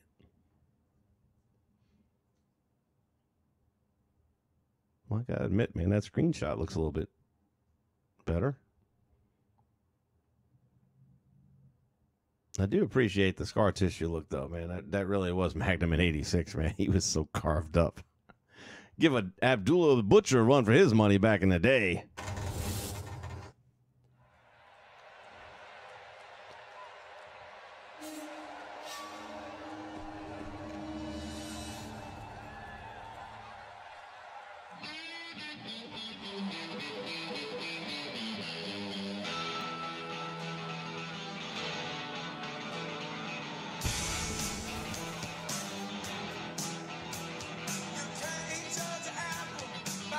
Ladies and gentlemen, entering the arena this time, from Arlington, Virginia, weighing 241 pounds, then NWA United States Heavyweight Champion, Magnum T.A.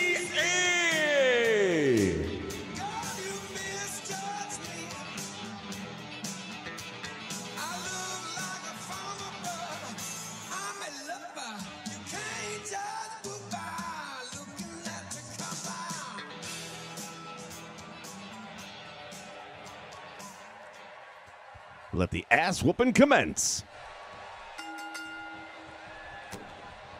Oh, look at Mulkey getting first. Oh, he got bitch slapped. Oh.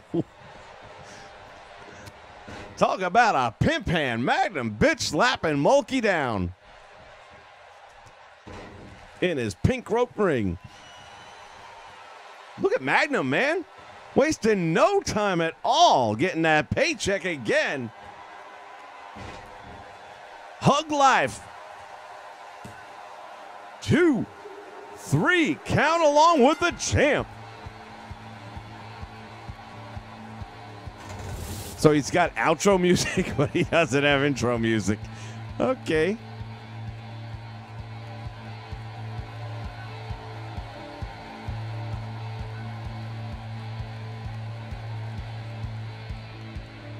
What's HBK going to be found under easiest? I guess I can do HBK most recent. It's got to be there.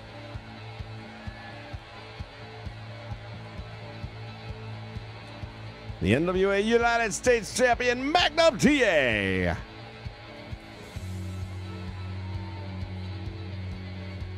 Well, the glare problem is taken care of, so now I just got to do the other attire.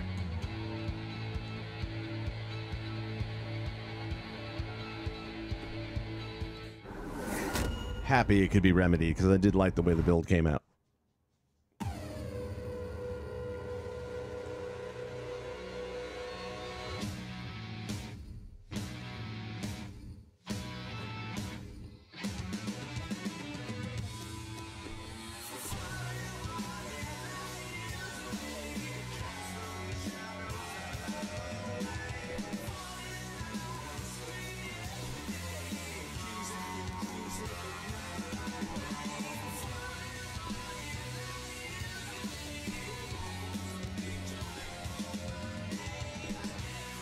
All right, we're going to check it out. Check it out. I'm going to guess that's it right there. Whoop, wrong one. Wrong one. Maybe that's it. Who the creator? Who the creator? Is that the right one? Are we looking at?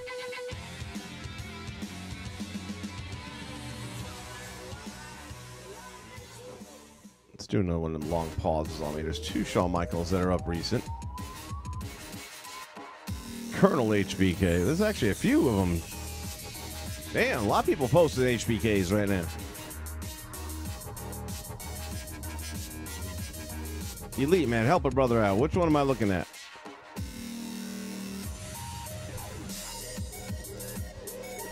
View details. Show me a name, man. Show me the name. I don't think that's going to be the one. Let me try this one.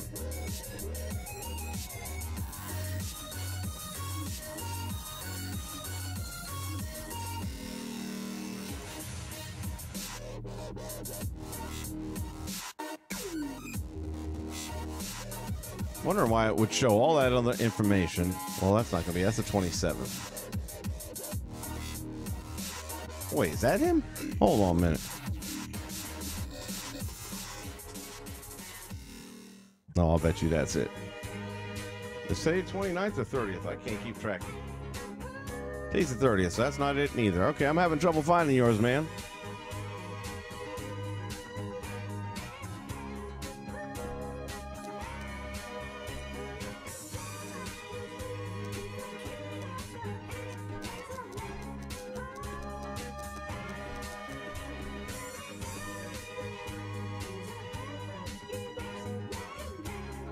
Sean Simpson, there you go. There's a name.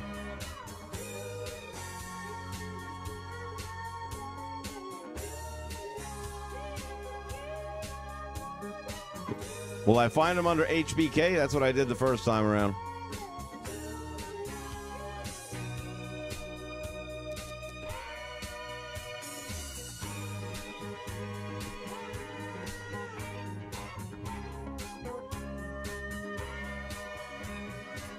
Got it under most recent, so it should be like right there. Bang. Which one am I looking for? Time to play the game.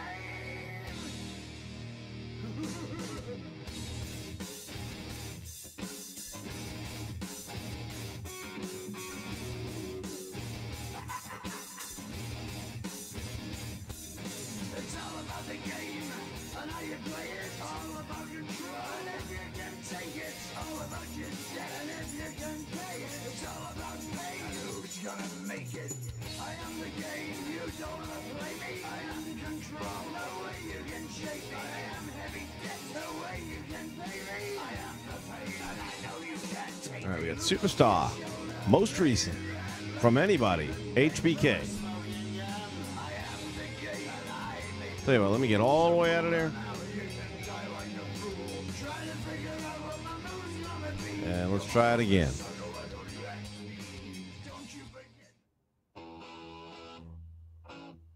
I'll throw HCW in there. That'll help. Most recent. HBK. HCW. All right, that's got to be him then, right? Right after the Ultimate Warrior. Preview.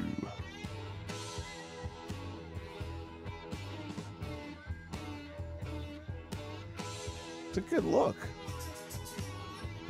Again, I just hate these friggin' microscopic thumbnails because you can't get the nice, like you used to be able to get the close-up and rotate the 3D model thing, and it's like, guys, really? Still photos from a mile away. You can't even get the detail of it all.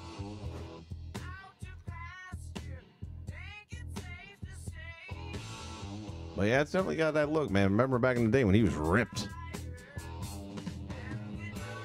And I don't think he was doing anything with roids, man. I think quite the opposite. I think he was like on a tuna fish diet amongst whatever other concoctions he was putting in his system at that time.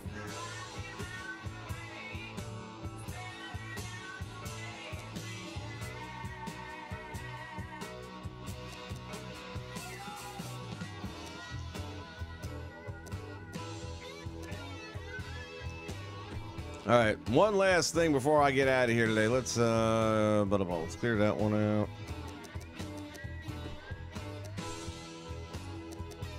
We're gonna see what is the best looking Hulk Hogan.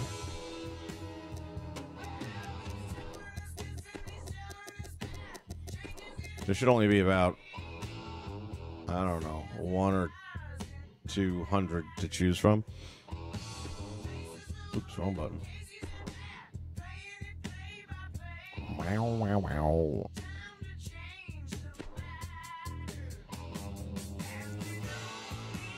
Oop, my bad. I put down most recent. On this one, we don't want to do most recent. Let's go with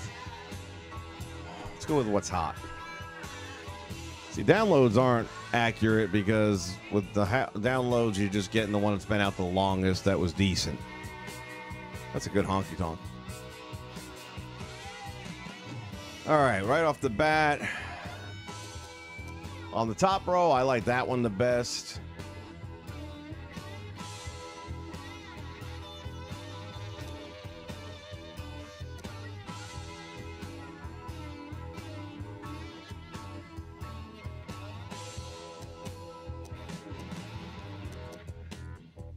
That one doesn't look too bad.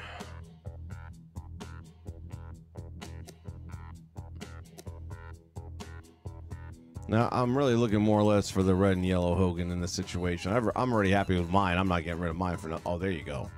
But if I was getting rid of mine, I would be seriously looking at this one. Let's get a closer look, shall we?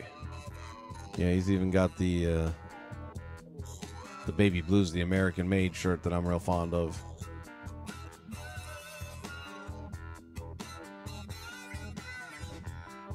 Ultra Tan Hulk Hogan. I like that one.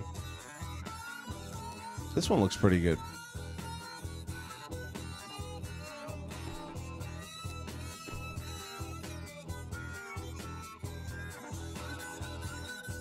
I appreciate it, man. Like I said, I at some point in time, I'm hoping to free up some slots, even, you know, in the next month or two, and cause I just keep finding new stuff. And it's like with the Bugsy McGraw one from earlier. I've never, ever used Bugsy McGraw. Never even thought about it till I just saw that a couple days ago, and I'm like, shit. And part of the thing about my channel is I want to pay tribute to all these guys, and I'd love to do a little program with Bugsy and anybody.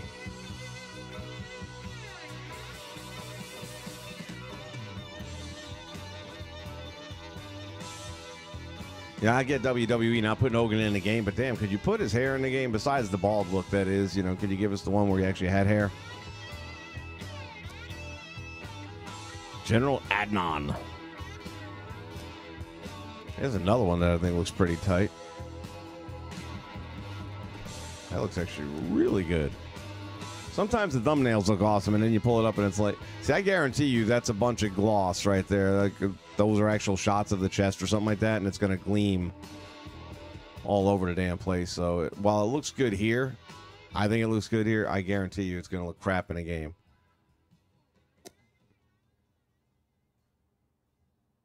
That's another one that's kind of decent.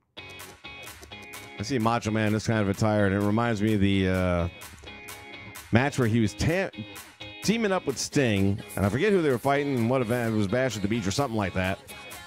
And they're backstage, and Savage is just pacing back and forth, and I forget who. I think Okerlund might have been doing the interview about whoever they were going up against. And Sting is like, he's in another place right now. I don't know. I can't control him. Nobody can control him. Macho Man Randy Savage, do you have anything you'd like to say? Not talking. He just kept walking by. Not talking. Damn, Superman looking like Carl with one eye over here. That's after Doomsday whooped that ass.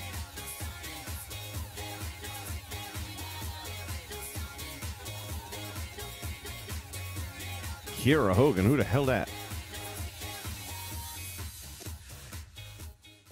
If you smell what the Rock is cooking. That was actually kind of cool too. Dude, look, we're not even a third of the way down yet. This is super interesting right here. Interesting hair choice. And at least in that picture, it works really. Man, look at that face. That's good stuff right there. Uh-oh. A dilemma. Oh, wow, his Japan wrestling attire.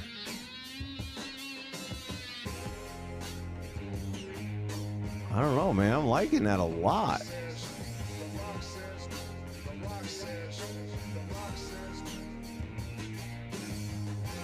Let's see what the boy's done. Oh, he's a fan of Japan. Great Muda, Shinsei. Giant Baba looks good. Antonio Inoki looks pretty good. Wish I'd have grabbed that Giant Baba for my recent pay-per-view. Which friggin' hair is he using here? That looks amazingly good.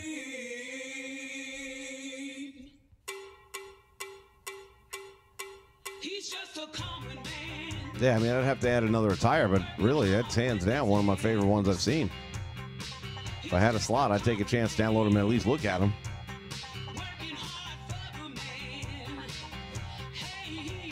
I'm telling you, I could spend hours doing this stuff.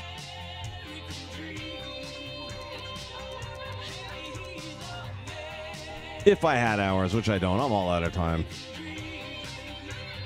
All right, guys. Thank you so much for hanging out. This has been so much fun. We've covered it all from wrestling to John Lovitz right here. Time back in the, or trip back in the old time machine. And hell, you even got me to go back to my old roots.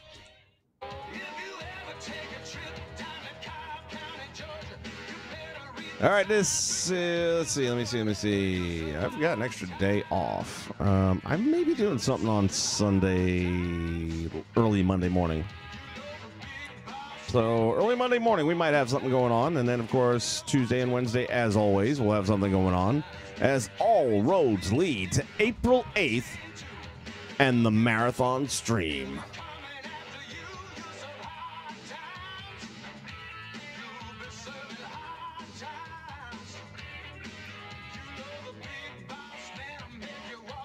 Once again, we're going to be doing this for Extra Life. Play games, heal kids. Website's right there on the screen. We've already had people donating. It's like, damn, y'all ain't going to wait. That's cool. You don't got to wait. Website's there. And we're going to see about that Break the Bank Challenge. What does it mean? Oh, I'd say I don't know. You'll find out, but I do know. You'll find out. The challenge is being thrown down. The gauntlet is being set. Remember that old show, Win Ben Stein's Money? This is going to be kind of like Win McSham's money, only you're not winning it. You're getting McSham to give it up to the Extra Life campaign. All right, everybody. Y'all have a wonderful rest of the day. I will catch you ringside real soon. Like I said, Monday, early morning. I will be doing something. I don't know what, and I'm not sure what time. Probably won't be the 1 o'clock hour. It might be closer to 3 or 4. Easter Sunday and all. I might have a late night and need to get a few hours in between. So maybe around 3, 4 in the morning, I'm going to bounce on and do something. In the meantime, you guys take care. Have a great day. Thanks for hanging out, and I'll catch you soon. Peace out.